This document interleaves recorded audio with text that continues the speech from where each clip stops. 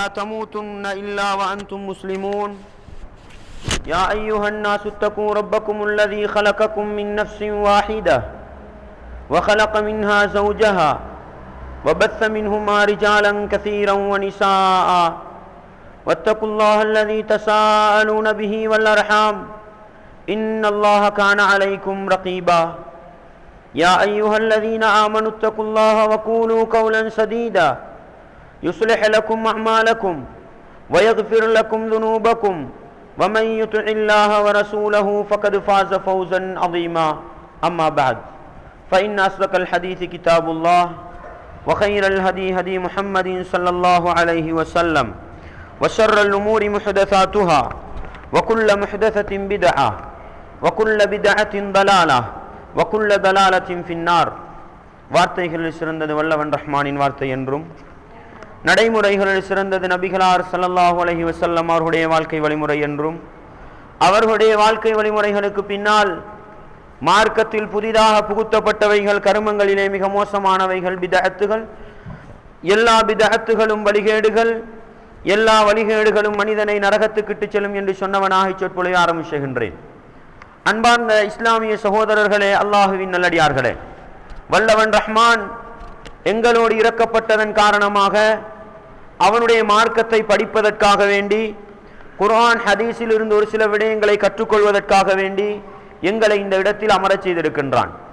நபிகளார் ஸல்லல்லாஹு அலைஹி வஸல்லம் அவர்கள் சொன்னார்கள், மஜ்தமஅ கௌமுன் ஃபீ பைத்தின் மின் புயூத்தில்லாஹ், ஒரு சமூகம் அல்லாஹ்வுடைய மாளிகைகளில் ஒரு மாளிகையில் ஒன்று கூடி, ஒரு பள்ளியிலே ஒன்று கூடி, யத்லூன கிதாபல்லாஹ் வயததாரஸூனஹு பைனஹும், அல் குர்ஆனை ஓதுகின்றார்கள், அது என்ன சொல்கிறது என்பதை கற்றுக்கொள்கிறார்கள் என்று சொன்னால், இல்லா நஸலத் அலைஹிமுஸ் ஸகீனா, அவர்களின் மீது சக்கீனத் என்ற அமைதி இறங்குகிறது என்று சொன்னார்கள்.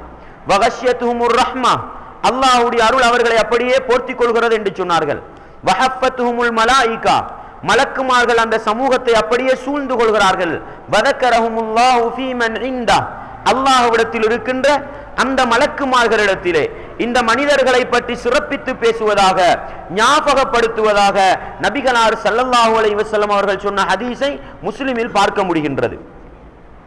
அன்பார்ந்த இஸ்லாமிய சகோதரர்களே, அல்லாஹுவின் நல்லடியார்களே, எனவே அல்லாஹ்வுடைய மாளிகைக்குள் இருந்த ஒரு மனிதன் மார்க்கத்தை படிக்கின்ற பொழுது, குர்ஆனுடைய போதனைகளை படிக்கின்ற பொழுது அவனுக்கு உள்ளத்துக்கு அமைதி கிடைக்கிறது, சுவனத்துக்கு தேவைப்படுகின்ற அருள் ரஹ்மத்து கிடைக்கிறது, மலக்குமார்களுடைய பாதுகாப்பு கிடைக்கிறது.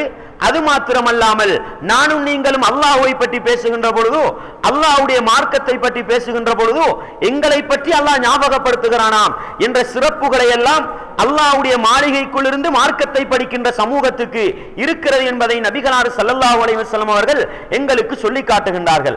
அன்பார்ந்த இஸ்லாமிய சகோதரர்களே, அடுத்ததாக மார்க்கத்தை படிப்பதற்கு நபிகளார் ஸல்லல்லாஹு அலைஹி வஸல்லம் சொன்ன வார்த்தை என்ன தெரியுமா?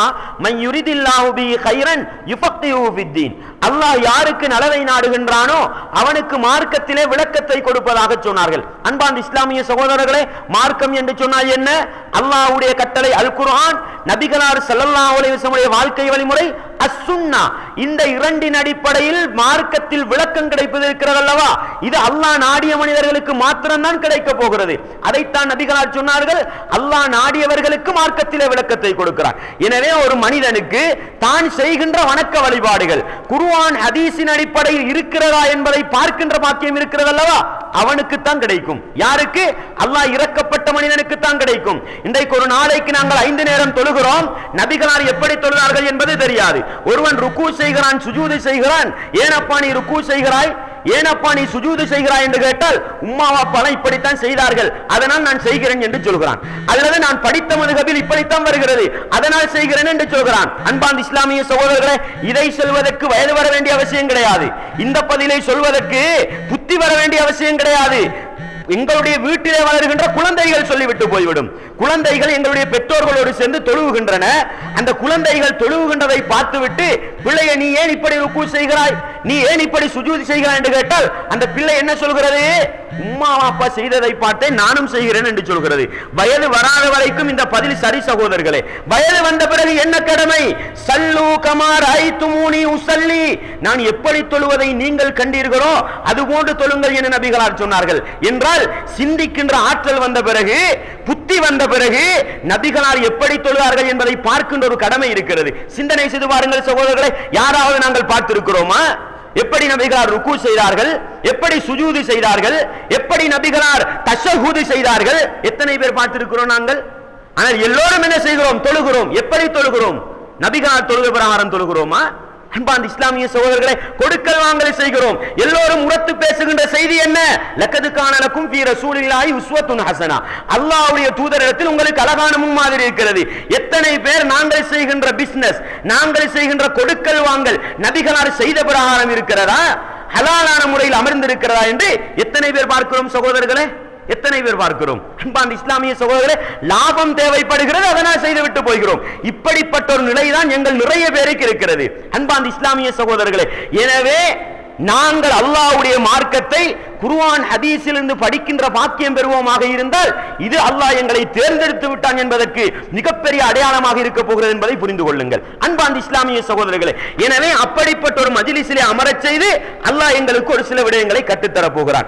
நபி வழியில் நம் ஜும்மா எப்படி அமைய வேண்டும், இன்றைக்கு எனக்கு கொடுக்கப்பட்டிருக்கின்ற தலைப்பு அதுதான். அன்பார்ந்த இஸ்லாமிய சகோதரர்களே, அந்த தலைப்பை பேசுவதற்கு முன்னால் ஒரு சில அடிப்படைகளை பேசிக்கொள்ள வேண்டும். இன்றைக்கு சர்வசாதாரணமா என்ன பேசுவார்கள் தெரியுமா? இந்த தௌஹீத்வாதிகளா, இந்த வஹாபிகளா, அவர்களுக்கு கருத்து வேற்றுமை உள்ள மஸ்அலாக்களை பேசுவதுதான் வேலை, சமூகத்தை குழப்புவதுதான் வேலை, புதிய புதிய விடயங்களை பேசி பிரச்சனை ஏற்படுத்துவதுதான் வேலை என்று அடையாளப்படுத்தி வைத்திருக்கிறார்கள். அன்பார்ந்த இஸ்லாமிய சகோதரர்களே, கவனமாக இருக்க வேண்டும். அல்லாஹ் இருக்கிறான் அல்லவா, மிகவும் நீதமானவன், மறுமை நாளையில் நீதம் தவறாத அரசன், கட்டாயம் பிடித்துக் கொள்வான், விடமாட்டான். ஒரு சமூகத்தின் மீது அல்லது ஒரு ஜமாஅத்தின் மீது அல்லது ஒரு தனி மனிதன் மீது படி சுமத்துகின்ற பொழுது அல்லாஹ் சும்மா இருக்க மாட்டான். அன்பார்ந்த இஸ்லாமிய சகோதரர்களே, நிச்சயம் அதை பற்றி ஒரு விசாரணை இருக்கிறது. நாங்கள் எங்களுடைய தலைப்புகளிலே நாங்கள் கொள்கையை பற்றி பேசுவோம், நாங்கள் வணக்க வழிபாடுகளை பற்றி பேசுவோம், நாங்கள் அக்கீது பொருளாதாரத்தை பற்றி பேசுவோம், குடும்ப வாழ்க்கையை பற்றி பேசுவோம், அஹ்லாக்கை பற்றி பேசுவோம். பேசுகின்ற பொழுது இரண்டு பகுதியை பேசுவோம். ஒன்று என்ன தெரியுமா? இன்றைக்கு சமூகம் செய்து கொண்டிருக்கிற பகுதி இஸ்லாம் அங்கீகரித்திருக்கிறதா அங்கீகரிக்கவில்லையா, இந்த இரண்டு பகுதியை நாங்கள் பேசுவோம். இஸ்லாம் அங்கீகரித்திருக்கிற பகுதியை பேசுவது போன்று இஸ்லாம் அங்கீகரிக்காத பகுதியையும் பேசுவோம். இதுதான் நபிகளாருடைய உம்மத்து சிறந்த உம்மத்து என்பதற்கு அடையாளம். இன்றைக்கு எல்லோரும் மார்க்கத்தை பேசுகிறார்கள் தான், எல்லோரும் சிறந்த உம்மத்து என்று சொல்கிறார்கள் தான். சிறந்த உம்மத்துக்கு அடையாளம் என்ன? குந்தும் கைர உம்மத்தின் உஹ்ரிஜத் லின்னாஸ், மனித சமூகத்தில் அனுப்பப்பட்டவர்களில் சிறந்த உம்மத்து யாரு? முஹம்மது நபியுடைய உம்மத்தாய் எங்களை பார்த்து அல்லாஹ் சொல்கிறான். எதன் காரணமாக சகோதரர்களே? எதன் காரணமாக? தஅமுருன பில் மஅரூஃப் வ தன்ஹவுன அனில் முன்கர், இரண்டு பணிகளை செய்கிறீர்கள், நல்லதை எடுத்துச் சொல்வது போன்று பாவத்தை தடுக்கிறீர்கள். இந்த பணியை செய்வதுதான் எங்களுடைய வேலை. எல்லோரும் இருக்கிறதை பேசுவார்கள், பிரச்சனை வராது. அன்பார்ந்த இஸ்லாமிய சகோதரர்களே, இருக்கிறதை ஒன்றுபட்டதை பேசுவார்கள், பிரச்சனை வராது. மார்க்கத்திலே இருக்கிற ஒன்று சமூகத்திலே இல்லாமல் இருக்கிறது, அதை பேசினால் பிரச்சனை வரத்தான் செய்யும். சமூகம் செய்கிற தவறை சுட்டிக்காட்டினால் பிரச்சனை வரத்தான் செய்யும். அதனால் தான் அல்லாஹ் சொல்லிவிட்டான், வதவாஸௌ பில் ஹக்கி, சத்தியத்தை ஒருவருக்கொருவர் பரிமாறிக்கொள்ளுங்கள். அடுத்த பண்பு என்ன சகோதரர்களே? மறுமை வெற்றிக்கு அல்லாஹ் 4 பண்புகளை சொல்கிறான் அல்லவா? 4வது பண்பு என்ன? வதவாஸௌ பிஸ் ஸப்ர், ஒருவருக்கொருவர் பொறுமையை என்ன செய்து கொள்ள வேண்டுமாம்? அறிவுரை செய்து கொள்ள வேண்டுமாம். பொறுமையை கொண்டு ஒருவருக்கொருவர் ஏவிக் கொள்ள வேண்டுமாம். என்ன காரணம்? சத்தியத்தை சத்தியமாக சொன்னால் பிரச்சனை வரும், அடிக்க வருவார்கள், ஏச வருவார்கள், ஒதுக்க வருவார்கள். பொறுமையாக இருந்து கொள். அன்பார்ந்த இஸ்லாமிய சகோதரர்களே, அல்லாஹ் சும்மா சொல்லிவிட்டு போனானா அதை? அல்லாஹ் சாதாரணமாக சொல்லி போட்டு போனானா அதை? இல்லை. ஒரு அடிப்படை விடயம் இருக்கிறது. இருப்பதை இருப்பது போன்று சொன்னாலும், அசத்தியத்தை அசத்தியமாக சொன்னாலும் பிரச்சனைகள் வரும், குழப்பங்கள் வரும், எதிர்ப்புகள் வரும். பொறுமையாக இருந்து கொள். இதுதான் மறுமை வெற்றிக்குரிய பண்பு. அன்பார்ந்த இஸ்லாமிய சகோதரர்களே, எனவே நாங்கள் சொல்ல போகின்ற செய்தி உங்களுக்கு குழப்பமாக விளங்கினால் அல்லாஹ் போதுமானவன். நபிகளாருடைய ஜும்மா எப்படி இருந்தது? ஏன் இந்த தலைப்பு எடுப்பதற்கான காரணம்? அன்பார்ந்த இஸ்லாமிய சகோதரர்களே, இன்றைக்கு சர்வசாதாரணமாக தௌஹீத்வாதிகள் ஒரு ஜும்மா நடத்துகிறார்கள். பிரச்சனை என்ன தெரியுமா? அவர்களுடைய ஜும்மா கூடுமா கூடாதா? இன்றைக்கு மிம்பர் மேடைகளில் வாய் திறந்து பேசுகிறார்கள். என்ன? அவர்களுடைய ஜும்மாவுக்கு போகாதீர்கள், அது ஜும்மா ஏற்றுக்கொள்ளப்பட மாட்டார். என்ன காரணம்? அதிலே ஷரத்து ஃபர்லுகள் எல்லாம் என்ன செய்யவில்லையாம், பூர்த்தியாகவில்லையாம். அன்பார்ந்த இஸ்லாமிய சகோதரர்களே, எனவே எந்த ஜும்மா சரியானது, ஜும்மாவுக்குள்ள சரத்து நிபந்தனைகள் என்ன என்பதை விளங்காததன் காரணமாக சரியாக நடக்கின்ற ஜும்மாவை கூட தவறு என்று சொல்லிவிட்டு போய்விடுகிறார். எனவே நாங்கள் அது சம்பந்தமாக தெளிவு பெற வேண்டிய ஒரு கடமை இருக்கிறது. அடுத்தது என்ன தெரியுமா? அல்லாஹ் அல் குர்ஆனில் அழகாக சொல்லி காட்டுகிறான், கருத்து வேற்றுமை வராத வரைக்கும் எப்படியும் போய்விடலாம். யா அய்யுஹல்லதீன ஆமனு, ஈமான் கொண்ட விசுவாசிகளே, அத்தியுல்லாஹ் வ அத்தியுர் ரசூல வ உலில் அம்ரி மின்கும், நீங்கள் அல்லாஹ்வுக்கு கட்டுப்பட்டு நடவுங்கள், அல்லாஹ்வுடைய தூதருக்கு அடிபணிந்து நடவுங்கள், உங்களில் அதிகாரமுடைய ஆட்சியாளர்களுக்கு கட்டுப்பட்டு நடவுங்கள் என்று சொன்ன அல்லாஹ், ஃபைன் தனாஸஅதும் ஃபீ ஷைஇன், நீங்கள் ஏதாவது ஒரு விவகாரத்திலே பிரச்சனை பட்டு விட்டால், கருத்து வேற்றுமை பட்டு விட்டால், அதன் பிறகு என்ன செய்ய வேண்டும் தெரியுமா? ஊர்வலமைக்கு தான் நான் போவேன், நான் படித்த மதுஹபுக்கு தான் போவேன், இல்லை எனக்கு விருப்பமான மனிதன் சொல்வதைத்தான் நான் கேட்பேன், இல்லை பள்ளி நிர்வாகம் சொல்வதைத்தான் நான் கேட்பேன், இப்படி போகக்கூடாது. அல்லாஹ் எங்கே போக சொல்கிறான் தெரியுமா? கருத்து வேற்றுமை வராத வரைக்கும் பிரச்சனை கிடையாது, வந்து விட்டால் ஃபருத்தூஹு இலல்லாஹி வர் ரசூல், அல்லாஹ்வின் பக்கமும் அல்லாஹ்வுடைய தூதரின் பக்கமும் அந்த கருத்தை மீட்டி பாருங்கள். எது சரி எது பிழை உராய்வுக்கள். அன்பார்ந்த இஸ்லாமிய சகோதரர்களே, எனவேதான் எந்த ஜும்மா சரி, தமிழிலே ஓதப்படுகின்ற ஜும்மா சரியா, அசா தூக்காத ஜும்மா சரியா, சஹாபாக்களின் பேர் சொல்லாத ஜும்மா சரியா, மூமின்களுக்கு துஆ கேட்காத ஜும்மா சரியா அல்லது பிழையா? கருத்து வேற்றுமை வந்து விட்டது. ஒரு கூட்டம் சரி என்று சொல்கிறது, ஒரு கூட்டம் பிழை என்று சொல்கிறது. இறை விசுவாசிகள் எப்படி இருக்க வேண்டும்? குர்ஆன் ஹதீஸின் சென்று முடிவு தேட வேண்டும். அதற்குத்தான் இந்த தலைப்பை பேசுகிறோம். ஃபலா வரப்பிக லா யுமினூன், உங்களை படைத்த ரப்பின் மீது சத்தியமாக அவர்கள் முஃமினாக முடியாது. நபிகளாரை பார்த்து அல்லாஹ் அவனின் மீதே சத்தியம் செய்து சொல்லுகின்ற இடங்களில் இதுவும் ஒன்று. ஃபலா வரப்பிக லா யுமினூன், உங்களை படைத்த ரப்பின் மீது சத்தியமாக அவர்கள் மூமினாக முடியாது. யாரு? ஹத்தா யுஹக்கிமுக ஃபீமா ஷஜர பைனஹும், அவர்களுக்கிடையே வருகின்ற அந்த கருத்து வேற்றுமைகளுக்கு நபியே உங்களை தீர்ப்பாளியாக எடுக்கும் வரைக்கும் அவர்கள் மூமினாக முடியாது. என்ன அல்லாஹ் சொல்லி காட்டுகிறான்? ஒரு சமூகம் கருத்து வேற்றுமை பட்டுவிட்டது என்று சொன்னால் யாரை தீர்ப்பாளியாக எடுக்க வேண்டுமாம்? அல்லாஹ்வுடைய தூதரை தீர்ப்பாளியாக எடுக்க வேண்டுமாம். அவர்களை தீர்ப்பாளியாக எடுத்து அல்லாஹ்வுடைய தூதர் என்ன சொன்னார்கள் என்று பார்க்க வேண்டுமாம். பார்த்து விட்டோம். இன்னைக்கு நிறைய பேர் என்ன செய்வாங்க தெரியுமா? குர்ஆன் ஹதீஸை காட்டினால் நீங்கள் சொல்வது சரிதானப்பா, சமூகத்துக்கு ஒத்து போகாது என்று சொல்வார்கள். அல்லாஹ் என்ன சொல்கிறான் தெரியுமா? 3 பண்புகளை சொல்லுகின்றான் பூரணமான இறை விசுவாசிகளுக்கு. ஒன்று, நபிகளாரை தீர்ப்பாளியாக எடுக்க வேண்டும். ஹத்தா யுஹக்கிமுக ஃபீமா ஷஜர பைனஹும் ثم لا يجدوا في انفسهم حرجا مما قضيت. பிறகு என்ன செய்வார்கள் தெரியுமா? உங்களை தீர்ப்பாளியாக எடுப்பார்கள். முதலாவது. இரண்டாவது என்ன தெரியுமா? நீங்கள் கொடுத்த தீர்ப்பிலே இரண்டாவது கருத்து கொள்ள மாட்டார்கள், உள்ளத்தினால் ஏற்றுக்கொள்வார்கள். மூன்றாவது என்ன தெரியுமா? வயுசல்லிமு தஸ்லீமா, அதற்கு பரிபூரணமாக கட்டுப்பட்டு நடப்பார்கள். யாருக்குரிய பண்பு சகோதரர்களே இது? இந்த 3 பண்பும் அல்லாஹ் சொல்லுகின்ற இறை விசுவாசிகளுக்குள்ள பண்பு. கருத்து வேற்றுமை வந்துவிட்டால் நபிகளாருடைய வாழ்க்கையிலிருந்து தீர்ப்பை தேட வேண்டும், முதலாவது. அந்த தீர்ப்பை உள்ளத்தினால் ஏற்றுக்கொள்ள வேண்டும், இரண்டாவது. அதற்கு பூரணமாக கட்டுப்பட்டு வாழ்க்கையிலே அமுல்படுத்த வேண்டும், மூன்றாவது. அல்லாஹ் அல் குர்ஆனிலே சூரத்துன் நிசாவிலே சொல்லி காட்டுகின்ற பண்பு. எனவே அன்பார்ந்த இஸ்லாமிய சகோதரர்களே, இந்த விடயத்தில் தெளிவு காண்பதற்காகத்தான் இப்படி ஒரு தலைப்பு. குர்ஆன் ஹதீஸுடைய ஆதாரத்தோடு தெளிவாக எடுத்து வைக்கிறோம். விருப்பமா எடுத்துக்கொள்ளுங்கள், இல்லாவிட்டால் மறுமை எனக்கும் உங்களுக்கும் தீர்ப்பு சொல்லும். அன்பார்ந்த இஸ்லாமிய சகோதரர்களே, நபிகளாருடைய ஜும்மா எப்படி இருந்தது? இன்றைக்கு நாங்கள் ஜும்மாவுடைய தினத்திலே என்ன செய்கிறோம்? எல்லா தொழுகைகளுக்கும் ஒரு நேரம் அதான் சொல்லப்படுகிறது. ஜும்மாவுடைய தொழுகைக்கு மாத்திரம் 2 நேரம் அதான் சொல்லப்படுகிறது. பார்க்கிறோமா இல்லையா? இமாம் மிம்பருக்கு ஏறுவதற்கு முன்னால் ஒரு 10 நிமிடமோ 15 நிமிடமோ முன்னால் ஒளிபெருக்கியினூடாக பாங்கு சொல்லப்படுகிறது. இமாம் மிம்பருக்கு ஏறிய பிறகு ஒளிபெருக்கி இல்லாமல் சத்தம் போடாமல் விரைவாக பாங்கு சொல்லப்படுகிறது. 2 பாங்கு நடக்குதா இல்லையா? அன்பார்ந்த இஸ்லாமிய சகோதரர்களே, நபிகளாருடைய காலத்திலே இப்படி ஒரு சுன்னத்து இருந்ததா, இப்படி ஒரு வழிமுறை இருந்ததா என்று கேட்டால் சஹாபாக்கள் தெளிவாக சொல்லுகின்றார்கள், அழகாக சொல்லுகின்றார்கள். நபிகளாருடைய காலத்திலே நபிகளார் ஸல்லல்லாஹு அலைஹி வஸல்லம் அவர்கள் மிம்பர் மேடையில் அமர்ந்த பிறகுதான் பாங்கு சொல்லப்படும். எப்படி வருகிறது? சாயிப் இப்னு யஸீத் ரலியல்லாஹு அன்ஹு அவர்கள் அறிவிக்கக்கூடிய ஹதீஸை எப்படி நாங்கள் பார்க்கிறோம்? கானன் நிதாஉ யௌமல் ஜும்அத்தி அவ்வலஹு இதா ஜலஸல் இமாமு அலல் மிம்பர் அலா அஹ்தின் நபி ஸல்லல்லாஹு அலைஹி வஸல்லம். நபிகளாருடைய காலத்திலே இமாம் மிம்பருக்கு ஏறி அமர்ந்த பிறகுதான் முதலாவது பாங்கு சொல்லப்படும். அபீ பக்கர் வ உமர், அபூபக்கர் உமர் ரலியல்லாஹு அன்ஹுமா அந்த இரண்டு பேருடைய காலத்திலும் இமாம் மிம்பருக்கு ஏறிய பிறகுதான் ஜும்மாவுக்குரிய பாங்கு சொல்லப்படும். ஃபலம்மா கான உஸ்மானு வ கஸூரன் நாசு, உஸ்மான் ரலியல்லாஹுடைய ஆட்சி காலம் வந்து மக்கள் பெருகிய பொழுது ஜாதன் நிதாவு சாலிசு அல ஸௌரா, மூன்றாவது ஒரு அதான், இந்த இக்காமத்தோடு சேர்த்து மூன்றாவது ஒரு அதான் பள்ளிக்குள் அல்ல, ஜௌரா என்ற பஜாரிலே, ஜௌரா என்ற சந்தையிலே மூன்றாவது ஒரு அழைப்பு ஏற்படுத்தப்பட்டது. புகாரியை வாசித்து பாருங்கள். புகாரிக்கு மொழிபெயர்ப்பு செய்தது தௌஹீத்வாதிகள் அல்ல, வஹாபிகள் அல்ல, இந்தியாவிலே இருக்கக்கூடிய பாக்கவி என்ற அந்த பட்டத்தை பெற்றிருக்கின்ற அறிஞர்கள் தஃப்சீர் தர்ஜுமா செய்திருக்கிறார்கள். வாசித்து பாருங்கள் அவர்கள் எப்படி போட்டிருக்கிறார்கள் என்று. அன்பார்ந்த இஸ்லாமிய சகோதரர்களே, எப்படி வந்திருக்கிறது? நபிகளாருடைய காலத்திலே அபூபக்கர் உமர் ரலியல்லாஹு அன்ஹுமா அவர்களுடைய காலத்திலே இமாம் மிம்பருக்கு ஏறி அமர்ந்த பிறகுதான் ஜும்மாவுக்கு பாங்கு சொல்லப்படும். உஸ்மான் ரலியல்லாஹுடைய காலத்திலே மக்கள் பெருகிவிட்டார்கள். எனவே ஜௌரா என்ற சந்தையில் ஒரு அழைப்பு ஏற்படுத்தப்பட்டது. அன்பார்ந்த இஸ்லாமிய சகோதரர்களே, இப்பொழுது வருவோம் நாங்கள் விடயத்துக்கு. இன்றைக்கு என்ன நடக்குது? நன்றாக விளங்கிக் கொள்ள வேண்டும். இன்றைக்கு நபிகளாருடைய காலத்திலே இல்லாத பாங்கு ஒளிபெருக்கியினூடாக சத்தமாக சொல்லப்படுகிறது.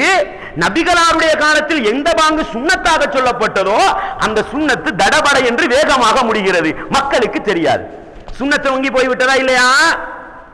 சுன்னத்து மறைந்து போனதா இல்லையா? சுன்னத்துக்கு இரண்டாவது இடம் போய்விட்டது. அன்பார்ந்த இஸ்லாமிய சகோதரர்களே, இதிலே இரண்டு விடயத்தை விளங்க வேண்டும். ஒன்றென்ன, உஸ்மான் ரலியல்லாஹு அவர்கள் ஒரு பாங்கு சொன்னார்கள் தானே, அதை சொன்னார் என்ன தவறா? அதற்கு நாம் பதில் சொல்லுகின்றது. இரண்டாவது, அவர்கள் எங்கே ஏற்படுத்தினார்கள்? ஜௌரா என்ற சந்தையிலே ஏற்படுத்தினார்கள், ஜௌரா என்ற பஜாரிலே ஏற்படுத்தினார்கள். அதை ஏன் நாங்கள் பள்ளிக்குள் கொண்டு வந்தோம்? சிந்தனை செய்து பாருங்கள்.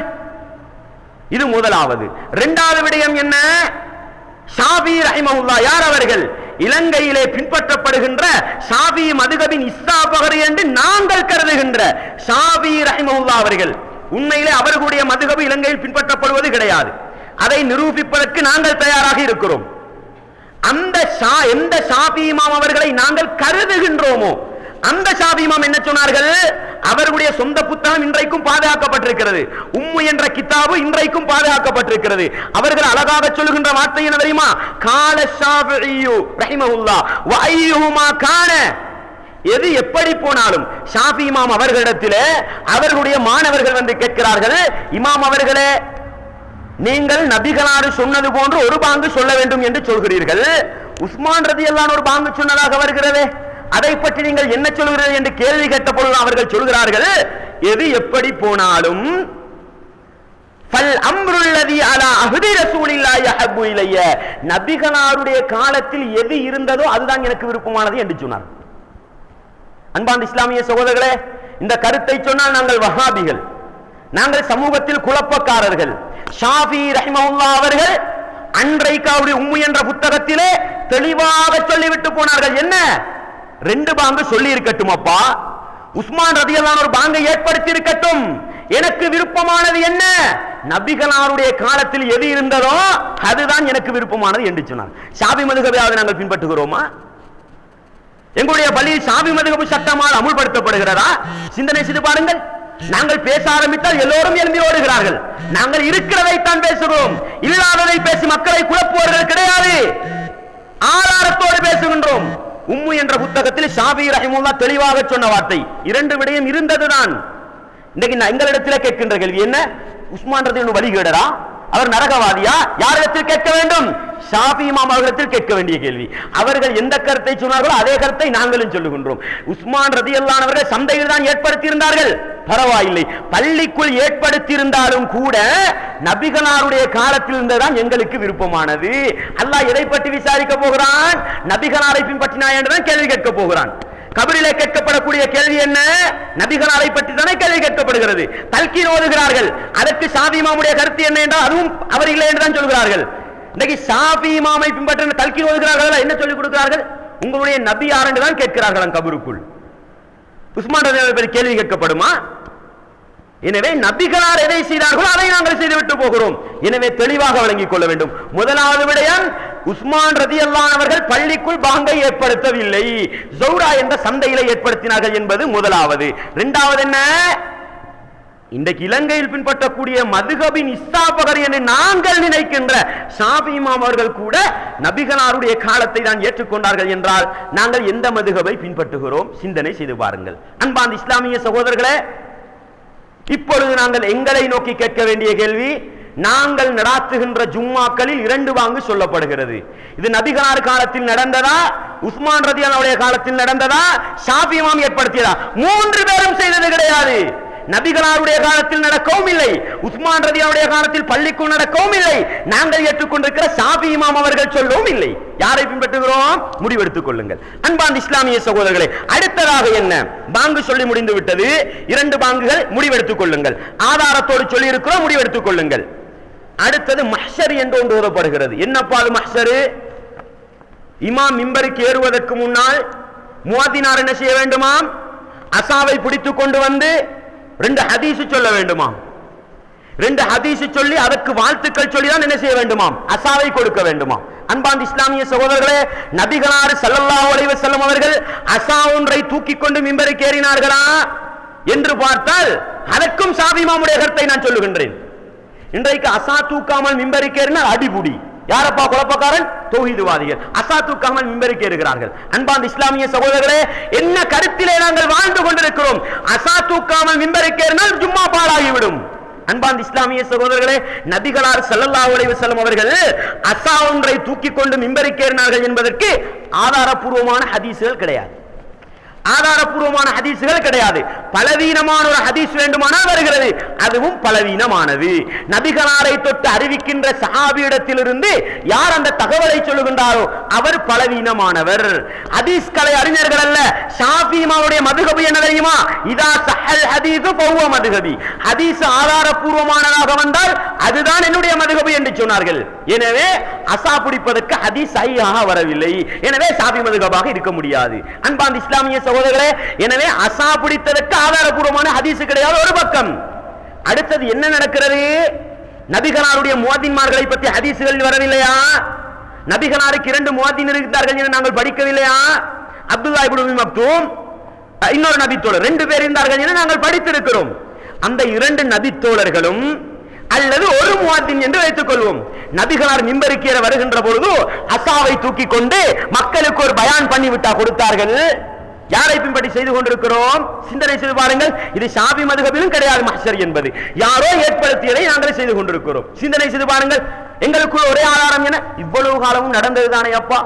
அன்பார்ந்த இஸ்லாமிய சகோதரர்களே, இந்த பதிலுக்கு அடிமையாகுவோன் அல்ல அல்லாஹ்.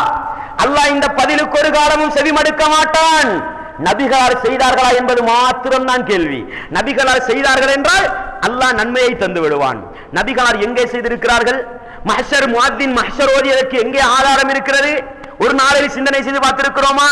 அந்த சின்ன பிள்ளை 3 வயது பிள்ளை என்ன பதில் சொல்லுமோ அதைத்தான் நானும் நீங்களும் இவ்வளவு காலம் செய்ததானே அப்பா. உம்மா அப்பாலாம் செய்தது தவறா? அன்பார்ந்த இஸ்லாமிய சகோதரர்களே, அந்த பதிலை விடுங்கள் சகோதரர்களே, அந்த பதிலை விடுங்கள். ஃபிரௌனுடைய காலத்திலே மூசா அலைஹிஸ்ஸலாம் அவர்கள் பிரச்சாரம் செய்கின்ற பொழுது ஃபிரௌன் கேட்ட கேள்வி என்ன தெரியுமா? ஃபமா பாலுல் குரூனில் ஊலா, இதற்கு முன்னால் போன சமூகத்தின் நிலை என்ன என்று தான் கேட்டான். அதை பற்றி அல்லாஹ் எங்களிடத்தில் விசாரிக்க போகிறானா? மரணித்து போன எங்களுடைய மூதாதைகளை பற்றி அல்லாஹ் எங்களிடத்தில் கேட்க போகிறான். நீ என்னப்பா செய்தாய்? நீ நபிகளாரை பின்பற்றிய ஜும்மா ஓதினா என்று கேட்டால் இல்ல எங்க உம்மா அப்பா அப்படிதான் செய்த, அப்படியே சொல்ல போகிறோம். சிந்தனை செய்து பாருங்கள் சகோதரர்களே. சிந்திக்கின்ற ஆற்றலை தந்திலே அல்லாஹ். ஏன் சிந்திக்க கூடாது? சிந்திப்பதை தடை செய்து வைத்திருக்கிறார்கள். சிந்திக்க விடாமல் இருக்கிறார்கள். சிந்தித்தால் இந்த அசத்தியங்கள் எல்லாம் இல்லாமல் போய்விடும். எனவே இன்றைக்கு இமாம் மிம்பருக்கு ஏறுவதற்கு முன்னால் முஅத்தின் அசாவை தூக்கி கொடுப்பதோ அல்லது மஹ்ஷர் ஓதுவதோ ஸலவாத்து சொல்லி தூக்கி கொடுப்பதோ நபிகளாருடைய காலத்தில் நடைமுறையில் இருந்ததும் இல்லை, அசாவுக்கே ஆதாரபூர்வமான ஹதீஸும் இல்லை. அதையும் நாங்கள் விளங்கிக் கொள்ள வேண்டும். ஷாஃபி ரஹிமஹுல்லாஹ் என்ன சொன்னார்கள்? இன்றைக்கு அசா இல்லாமல் மிம்பருக்கு ஏற முடியுமா? நீங்கள் ஒவ்வொருத்தரும் உள்ளத்தில் கை வைத்து கேட்டு பாருங்கள்.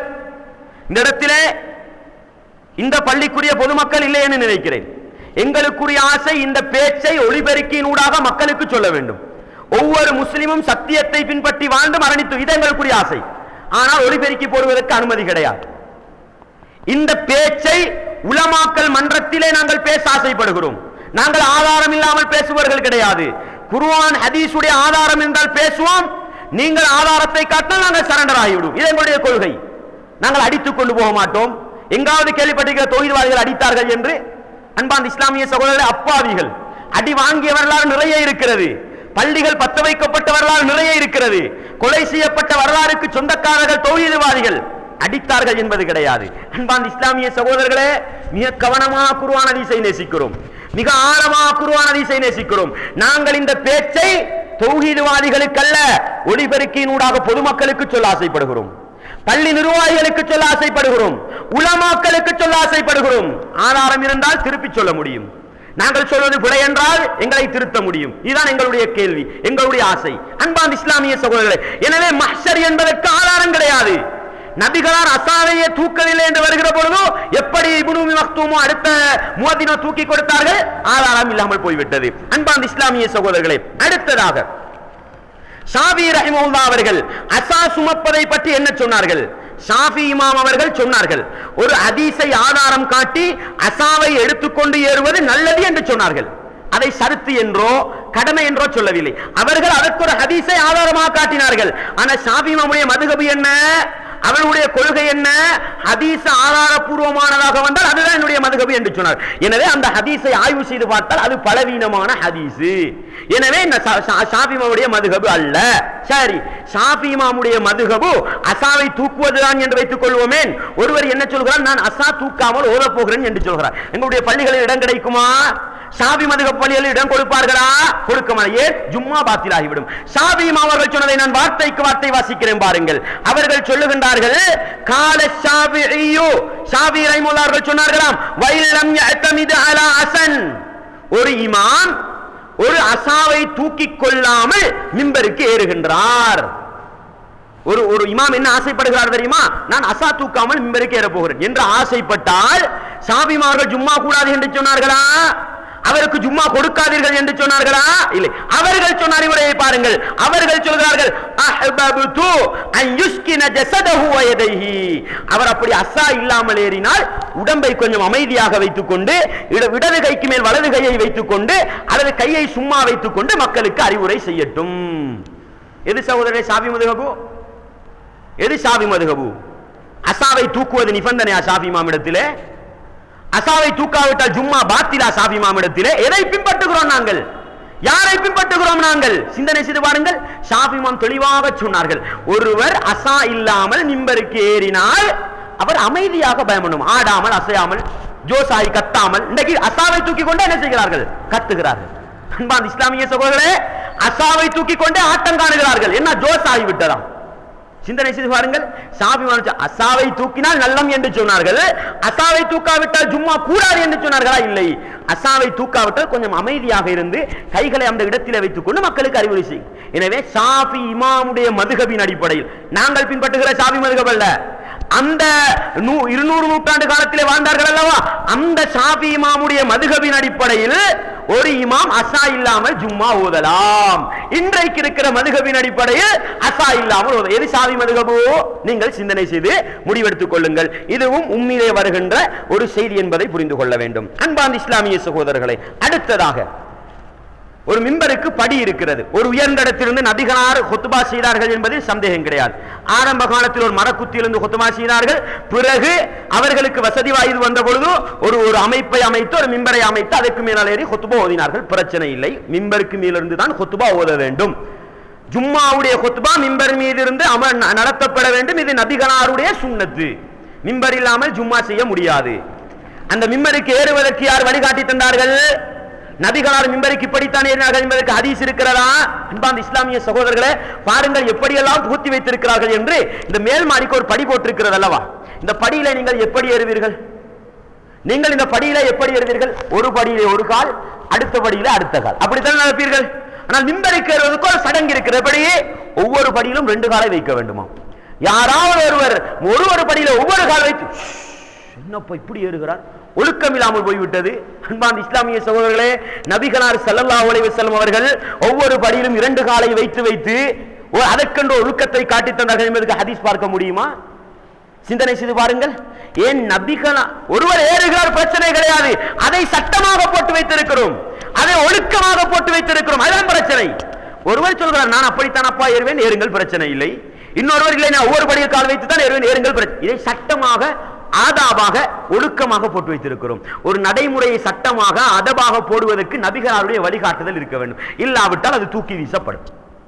எனவே அந்த படியில் ஏறுவதற்கு ஒரு ஒழுக்கம் சொல்கிறார்கள் அல்லவா, அதற்கும் நபிகளாருடைய வழிமுறையில் ஆதாரம் கிடையாது. அடுத்தது என்ன? மிம்பருக்கு மேல் ஏறிவிட்டோம், சலாம் சொன்னோம், மிம்பரில் அமர்ந்தோம், முஅத்தின் பாங்கு சொல்வார். இதுதான் நபிகளாருடைய சுன்னத்தின் அடிப்படையில் வந்த பாங்கு. இதுதான் நபிகளாருடைய சுன்னத்தின் அடிப்படையில் வந்த பாங்கு. புகாரி, முஸ்லிம் எல்லா ஹதீஸ் கிதாபுகளிலும் அதை பார்க்க முடிகிறது. சரி, பாங்கு சொன்ன பிறகு குத்பா நடக்கும். அந்த குத்பாவை நான் பிறகு சொல்லுகின்றேன். சில இடங்களிலே நீங்கள் பார்க்க முடியும், சில அறிஞர்கள் வருவார்கள், பார்த்திருக்கிறீர்களோ தெரியாது, என்ன செய்வார்கள் தெரியுமா? மிம்பருக்கு ஏற மாட்டார்கள். அவர்கள் மிம்பருக்கு கீழால் இருந்து தமிழிலே என்ன செய்வார்கள்? மக்களுக்கு அறிவுரை செய்து ஒரு அவர் பயான் பண்ணுவார்கள். பண்ணி விட்டுதான் மிம்பருக்கு ஏறுவார்கள். மிம்பருக்கு ஏறி அரபியில 2 குத்பாவை ஓதி விட்டு இறங்கி விடுவாங்க. என்னப்பா இது நடப்போ? இல்லை, நபிகளார் மிம்பரிலே தமிழ் பேசவில்லையே, எப்படி மிம்பரிலே? அவர் சொல்லுகிற வாதம், அன்பான இஸ்லாமிய சகோதரர்களே, நபிகளார் மிம்பரில் தமிழ் பேசவில்லை, சரி. நீங்கள் நபிகளாருடைய சுன்னாவுக்கு முரணாக மிம்பருக்கு கேளிருந்து ஒரு பயான் பண்ணுகிறீர்களே என்றால் அதற்கு என்ன இல்லை? பதில் இல்லை. இல்லை, ஹனஃபி மதுஹபில் இப்படித்தான் வருகிறது என்று சொல்கிறார்கள். அன்பான இஸ்லாமிய சகோதரர்களே, எனவே மிம்பருக்கு ஏறாமல் ஜும்மாவுடைய தினத்திலே கீழிருந்து பயான் பண்ணுவது இருக்கிறதே, இது நபிகளார் காட்டித்தராத ஒரு விடயம், இது சுன்னாவுக்கு அப்பாற்பட்ட ஒரு விடயம் என்பதை ஆரம்பத்திலே பதிவு செய்து கொண்டு மிம்பர் மேடையிலே ஓதுகின்ற குத்பா எப்படி அமைய வேண்டும் அதைத்தான் நான் சொல்ல போகிறேன். எப்படி அமைய வேண்டும் தெரியுமா? 2 குத்பாக்கள் அமைய வேண்டும். மிம்பர் மேடையிலே பேசுகின்ற பொழுது 2 குத்பாக்கள் அமைய வேண்டும். அந்த 2 குத்பாக்களுக்கு இடையிலே சிறிது ஒரு அமர்வு அமர வேண்டும். அதை ஜும்மாவை நடாத்துகின்ற பொழுது நின்ற நிலையில் தான் குத்பா செய்ய வேண்டும். உட்கார்ந்து கொண்டு என்ன செய்யலாது? குத்பா ஓதுறது கேளாது. சஹாபாக்கள் சொன்னார்கள், யாராவது ஒருவன் நபி அவர்கள் நின்ற உட்கார்ந்த நிலையிலே அமர்ந்த நிலையில் குத்பா ஓதினார்கள் என்று சொன்னால் ஃபக்கது கதப, அவன் பொய் பேசுகிறான் என்று சொன்னார்கள். என்ன சொன்னார்கள்? ஜாபிர் இப்னு சமுரா ரலியல்லாஹு அன்ஹு சொல்கிறார்கள், யாராவது ஒருவன் நபிகளார் மிம்பரிலே அமர்ந்த நிலையில் குத்பா ஓதினார்கள் என்று சொன்னால் ஃபக்கது கதப, அவன் பொய் சொல்லுகின்றான். ஏன் காரணம் தெரியுமா? ஃபக்கது வல்லாஹி, அல்லாஹ் மீது சத்தியமாக நபிகளாரோடு 2000க்கும் அதிகமான ஜும்மாக்களை தொழுதிருக்கிறேன், 2000க்கும் அதிகமான ஜும்மாக்களை தொழுதிருக்கிறேன், நபிகளார் எந்த தொழுகையிலும் உட்கார்ந்த நிலையில் குத்பா ஓதியது கிடையாது என்று சொன்னார்கள். அன்பான இஸ்லாமிய சகோதரர்களே, எனவே 2 குத்பாக்கள் ஓதப்பட வேண்டும். 2 குத்பாவுக்கு இடையிலே சிறிது அமர வேண்டும், நின்ற நிலையிலே குத்பா ஓத வேண்டும். இதுதான் நபிகளாருடைய குத்பா. சரி, அடுத்தது அந்த குத்பாவை தமிழிலே நடத்த முடியுமா அல்லது அரபியில் தான் நடத்த வேண்டுமா? அன்பான இஸ்லாமிய சகோதரர்களே, இன்றைக்கு மிம்பர் மேடையில் தமிழிலே குத்பா ஓதினால் குத்பா கூடாது, ஃபத்வா. அல்லாஹ் பாதுகாக்க வேண்டும். குத்பா என்றால் என்ன சகோதரர்களே? பயான் என்றால் என்ன? பயான் என்றால் என்ன? அறிவுரை, தெளிவுபடுத்துவது, உபதேசம் என்றால் என்ன சகோதரர்களே? ஒரு அவர் மிம்பருக்கு மேல இருந்து உங்களுக்கு விளங்காத பாசையில பேசிட்டு போனா என்ன பயன் இருக்குது? பேசுற பேச்சு மக்களுக்கு பயன் அளிக்கணும். எனவே மக்களுக்கு தெரிந்த பாசையில் ஓதுவதுதான் குத்பா. அதனால் தான் என்ன செய்திருக்கிறார்கள்? இன்றைக்கு கொஞ்சம் தமிழை சேர்த்து வைத்திருக்கிறார். ஹனபி மதஹபுக்காரர்களிடத்தில் தமிழே பேச முடியாது மிம்பரிலே. எனவே அவர்கள் கீழிருந்து தமிழை ஓதிவிட்டு மேலே ஏறுவார்கள். அது நபிகளாருடைய காலத்தில் ஒரு பித்அத். ஷாஃபி மதுஹபில் என்ன நிலை? இல்ல, தமிழ் கொஞ்சம் சேர்த்துக் கொள்ளலாமாம், ஆனால் அரபியில் 2 குத்பா ஓதப்படும். இதனால் என்ன நடக்கிறது? இன்றைக்கு 3 குத்பாக்கள் ஓதப்படுகின்றன. மிம்பரில் எத்தனை குத்பாக்கள்? நன்றாக பதிவு செய்து கொள்ளுங்கள். நபிகளாருடைய காலத்தில் மிம்பர் மீது 2 குத்பாக்கள் ஓதப்பட்டன. இன்றைக்கு 3 குத்பாக்கள் ஓதப்படுகின்றன. 3 குத்பாக்கள் ஓதப்படுகின்றன. எப்படி? ஆரம்பத்திலே வருவார், அம்து ஸலவாத்து சொல்லுவார், தக்வாவை கொண்டு வசியத்து செய்வார், தமிழிலே பயான் பண்ணுவார், ஒரு துஆ கேட்பார், குத்பாவை முடிப்பார். முடித்துவிட்டு நீங்கள் பார்க்கலாம், உட்காருவதற்கு முன்னால் அரபியில் சின்னொரு குத்பா ஓதுவார். இந்த விளக்கம் பொதுமக்களுக்கு தெரியாது. அரபு தெரிந்தவர்களுக்கு தெரியும், இவர் இன்னொரு குத்பாவை ஓதுகின்றார். எனவே இது 2 குத்பா, தமிழிலே ஒரு குத்பா, அரபியில் சின்னொரு குத்பா. பிறகு அமர்ந்தெழும்பி 3வது குத்பா. நபிகளாருடைய காலத்தில் 2 குத்பாக்கள் தான் நடந்தன. எப்படி சொல்கிறார்கள்? சஹாபாக்கள் அழகாக சொல்கிறார்கள், நபிகளார் ஸல்லல்லாஹு அலைஹி வஸல்லம் அவர்கள் கான யக்துபு குத்பத்தைனி யக்உது பைனஹுமா, நபிகளார் 2 குத்பாக்களை செய்வார்கள், 2க்கு இடையிலே அமர்வார்கள். இன்றைக்கு 3 குத்பாக்கள் நடக்கின்றன. அந்து ஸலவாத்தோடு தமிழில் ஒரு குத்பா, அமர்வதற்கு முன்னால் அரபியில் ஒரு குத்பா போய் அதிலும் துஆ கேட்பார்கள். பார்த்திருப்பீர்கள் நீங்கள், விளங்குதா? அதில் நீங்கள் பார்த்திருப்பீங்க, நான் சொல்ல வேண்டிய அவசியம் கிடையாது. அதற்கு பிறகு அமர்ந்து விட்டு எழுந்து என்ன செய்வார்கள்? அரபியில் ஒரு 3 குத்பா நடக்கும். நபிகளாருடைய காலத்தில் நடந்துச்சா? இல்லை. நாங்கள் சொல்லுகின்றோம் நபிகளாருடைய குத்பா 2 நடந்தது, 2ஐயும் தமிழிலே நடத்தலாம், பிரச்சனை இல்லை. 2ஐயும் சமூகத்துக்கு விளங்குகின்ற மொழியிலே குத்பா செய்யலாம். ஏன்? நபித்தோழர்கள் சொல்கிறார்கள் பாருங்கள், நபிகளார் மிம்பர் மேடை இருந்து கொண்டு என்ன செய்தார்கள்? மக்களுக்கு விளங்காத செய்திகளை சொன்னார்களா? இல்லை. காணத்தில் நபி ஸல்லல்லாஹு அலைஹி வஸல்லம் குத்பத்தான், நபிகளாருக்கு 2 குத்பாக்கள் இருந்தன. யஜ்லிசு பைனஹுமா, 2க்கும் இடையிலே அமர்வார்கள். யக்ரவுல் குர்ஆன வ யுதக்கிருன் நாஸ், அல் குர்ஆனை ஓதி மக்களுக்கு தெளிவுபடுத்துவார்கள். அல் குர்ஆனை ஓதி மக்களுக்கு தெளிவுபடுத்த எந்த பாஷையில் இருக்கணும் சகோதரர்களே? அல் குர்ஆனை ஓதி நான் அரபியிலே தஃப்சீர் சொல்லிவிட்டு போகிறேன், பயானே கிடையாது, இது தஃப்சீர் செய்து விட்டு போகிறார் என்று சொல்லுவோம். எனவே அல் குர்ஆனை ஓதி அல் குர்ஆனை விளங்கப்படுத்த வேண்டும். விளங்கப்படுத்துவது எந்த மொழியில் இருக்க வேண்டும்? சிங்களம் பேசுகின்ற சமூகம் என்றால் சிங்களத்தில் இருக்க வேண்டும், ஆங்கிலம் பேசுகின்ற சமூகம் என்றால் ஆங்கிலத்தில் இருக்க வேண்டும், உருது பேசுகின்ற சமூகமா உருதியில் இருக்க வேண்டும், அரபு பேசுகிற சமூகமாக இருந்தால் அரபியில் இருக்க வேண்டும். நபிகளார் ஸல்லல்லாஹு அலைஹி வஸல்லம் அவர்கள் அரபிகளுக்கும் அஜமிகளுக்கும் வந்த நபி. எனவே அவர்கள் அரபியிலே வாழ்ந்தார்கள், எனவே அரபியிலே குத்பா பண்ணினார்கள். எனவே நாங்கள் தமிழ் சமூகத்தோடு வாழ்கிறோம் என்றால் தமிழிலே குத்பா ஓதலாம். எனவே 2 குத்பாக்களுக்கும் மக்களுக்கு பயனளிக்கக்கூடிய விதத்தில் அரபியிலே இருக்க வேண்டும். இல்லாவிட்டால் நீங்கள் நிபந்தனை பேணுவர்களாக இருந்தால் 2 குத்பாக்களையும் அரபியிலே செய்துவிட்டு போக வேண்டும். நடக்கிறதா? சிந்தனை செய்து பாருங்கள். 2இல் 1 நடக்க வேண்டும்.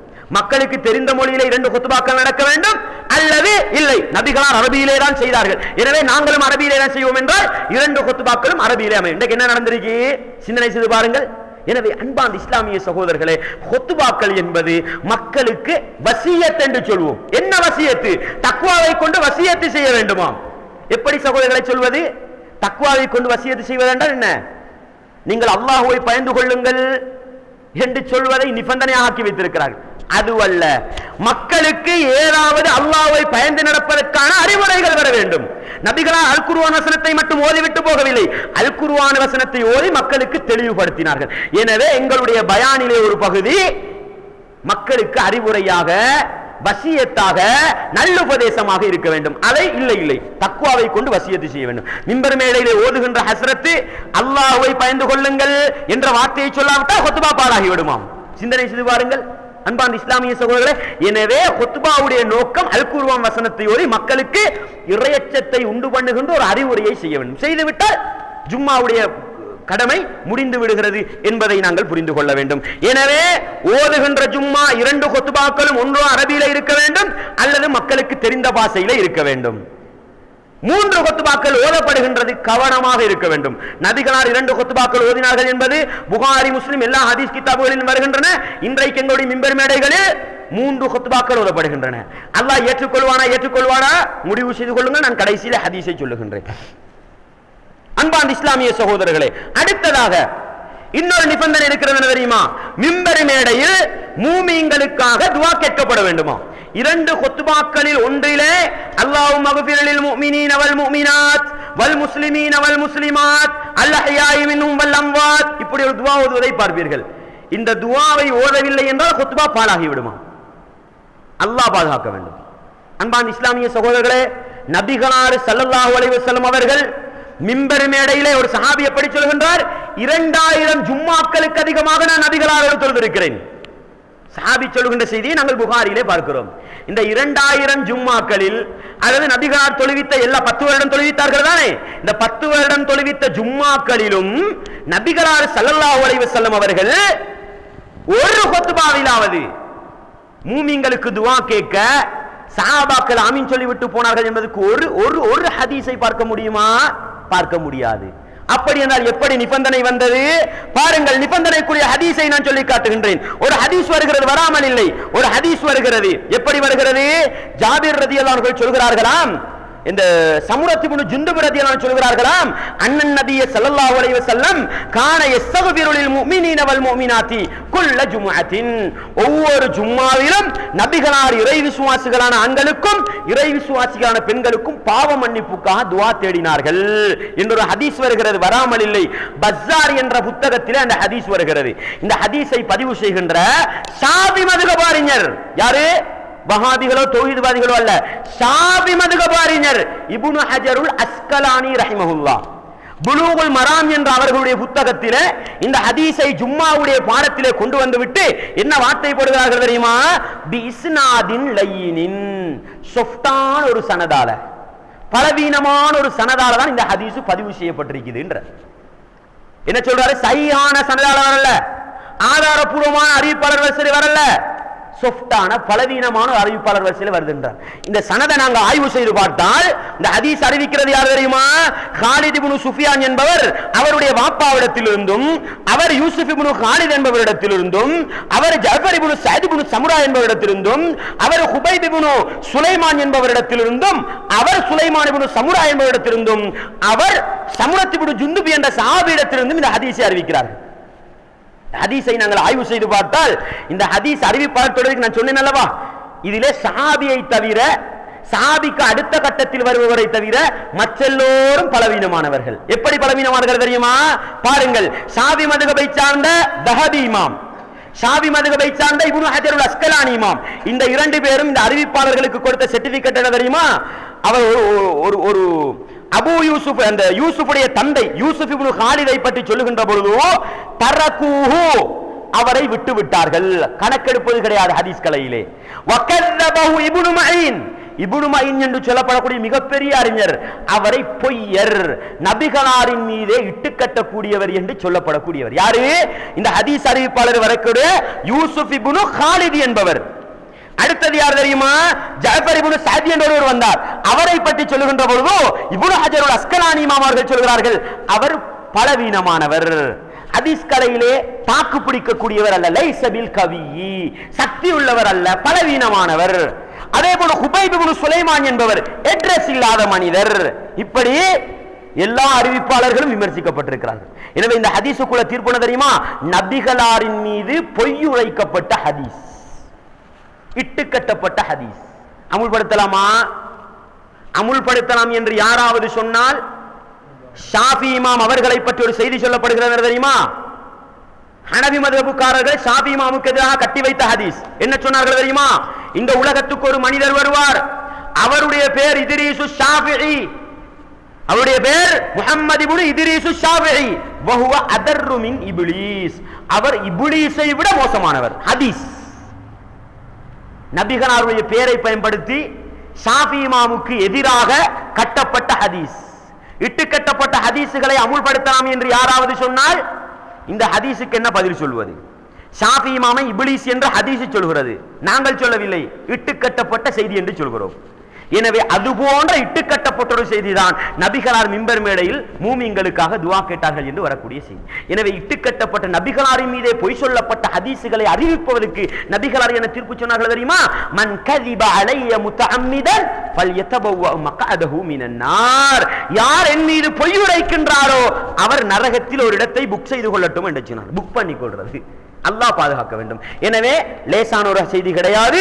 எனவே மிம்பரில் மூமின்களுக்கு துஆ கேட்க வேண்டும் என்பதற்கு ஆதாரபூர்வமான ஹதீஸுகள் வரவில்லை, இட்டுக்கட்டப்பட்ட ஒரு ஹதீஸ் வருகிறது, நீங்கள் முடிவெடுத்துக் கொள்ளுங்கள், அல்லாஹ் போதுமானவன். எனவே மிம்பரில் மூமின்களுக்காக துஆ கேட்டால் குத்பா பாழாகிவிடும் என்றால் அவர் மார்க்கத்தை படிக்காதவர், அதை விளங்கிக் கொண்டால் போதும். அல்லது ஆதாரபூர்வமான செய்திகளை அமுல்படுத்தாதவர், அல்லது இட்டுக்கட்டப்பட்ட செய்திகளை அமுல்படுத்தவர், ஏதாவது முடிவெடுத்துக் கொள்ளுங்கள். அல்லாஹ் என்னையும் உங்களையும் இட்டுக்கட்டப்பட்ட செய்திகளை விட்டு பாதுகாக்க வேண்டும். எனவே மிம்பரின் மீது மூமின்களுக்கு துஆ கேட்க வேண்டும் என்று நிபந்தனை போடுவதற்கு எந்த ஆதாரபூர்வமான ஹதீஸுகளும் இல்லை என்பதை புரிந்து கொள்ள வேண்டும். அடுத்தது என்ன தெரியுமா? இன்னொரு நிபந்தனை, நான் ஆரம்பத்திலே சொல்ல வேண்டிய ஒரு விடயத்தை நான் தவறிவிட்டேன். ஜும்மாவுக்கு இன்னொரு நிபந்தனை சொல்வார்கள், என்ன தெரியுமா? 40 பேர் இல்லாவிட்டால் ஜும்மா பாத்தில், எனவே துஹர் தொழ வேண்டும். கேள்விப்பட்டிருக்கிறீர்களா இல்லையா? செய்தி தெரியுமா இல்லையா? என்ன நிபந்தனை? 40 பேர் இல்லாவிட்டால் ஜும்மா தொழ முடியாது, துஹர் தான் தொழ வேண்டுமா. ஒரு ஜும்மா நடப்பதாக இருந்தால் ஆக குறைந்தது 40 பேர் இருக்க வேண்டுமாம். ஒரு காலத்திலே நாங்கள் எல்லாம் சின்ன பிள்ளை காலத்திலே பார்த்தோம், பள்ளிக்கு ஆள் வரும் 40 பேர் எண்ணுவார்கள், முஅத்தின் வந்து 40 பேர் வரும் வரைக்கும் இமாம் மிம்பருக்கு ஏற மாட்டார். ஏன்? ஜும்மா பாழாகி விடுமாம். அன்பான இஸ்லாமிய சகோதரர்களே, இதற்கு ஏதாவது அடிப்படை இருக்கிறதா என்றால் ஒரு அடிப்படை வராமல் இல்லை, வருகிறது. எப்படி வருகிறது? ஒரு நபித்தோழர் சொல்வதாக வருகிறது. ஜாபிர் ரலியல்லாஹு சொல்கிறார்களாம், மலத்தி சுன்னத்து, நபிகளாருடைய வழிமுறை என்ன தெரியுமா?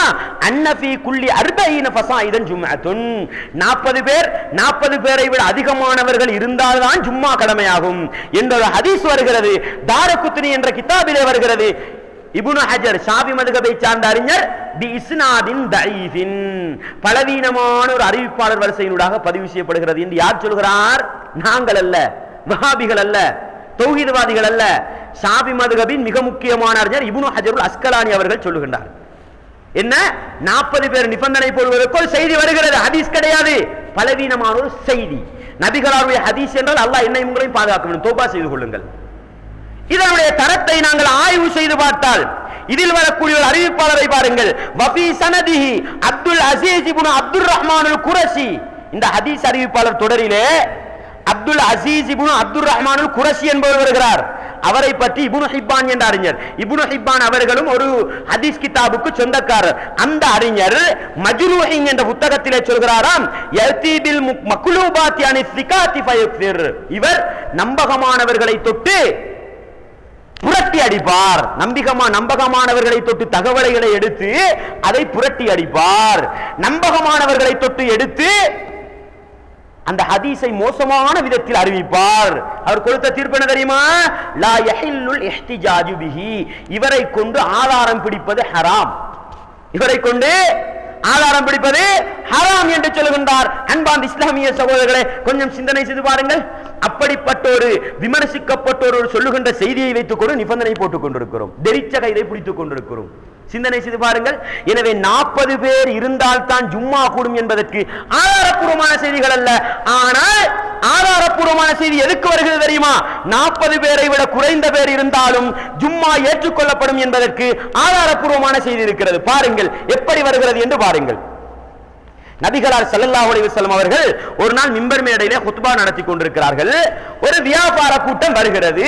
சஹாபாக்கள் என்ன செய்கிறார்கள் தெரியுமா? எல்லோரும் குத்பாவை விட்டுவிட்டு வியாபார கூட்டத்தை நோக்கி போய்விட்டார்கள். நபிகளாரோடு குத்பாவை கேட்பதற்கு 12 பேர்கள் தான் இருக்கிறார்கள். எத்தனை பேர்?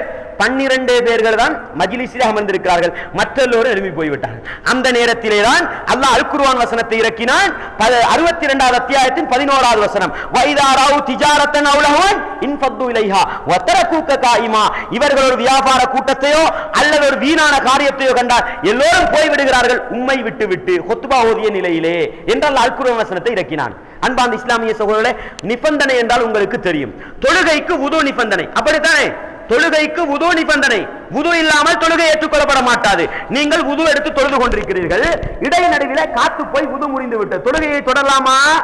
தொழுகையை தொடரும், தொழுகை முடிந்துவிடும். எனவே திருப்பியும் சென்று வுது எடுத்துக் கொண்டு வந்துதான் தொழ வேண்டும். அதுதானே நிபந்தனை என்பது.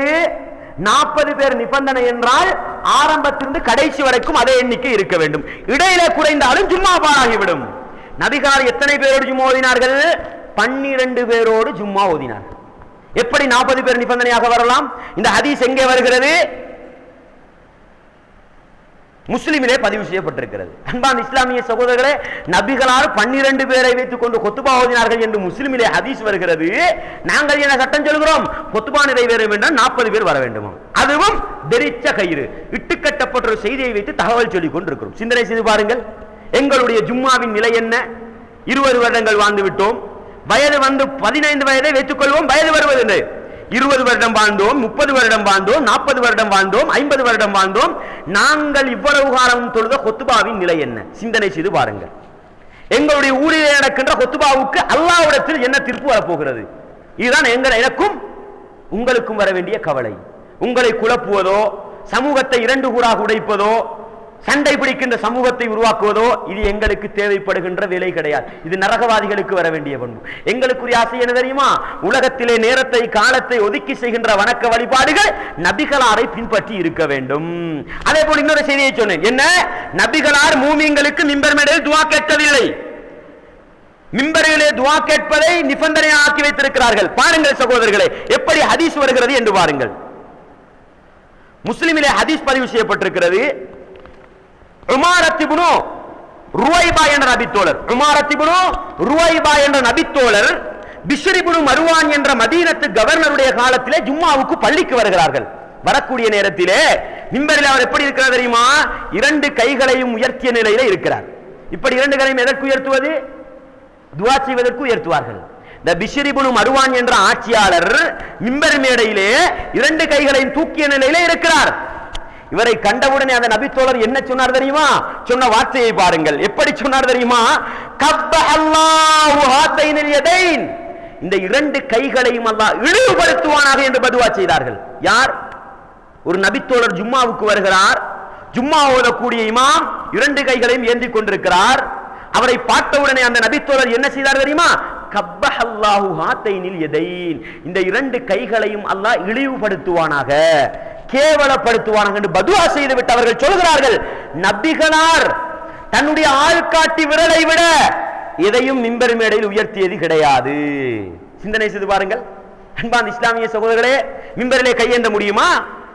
இரண்டு கைகளையும் தூக்கி கொண்டு துவா செய்ய முடியுமா? ஆனால் நபிகளார் ஒரே ஒரு கட்டத்தில் இரண்டு கையையும் ஏந்தி துவா செய்திருக்கிறார்கள். எதற்காக மாத்திரம் தெரியுமா?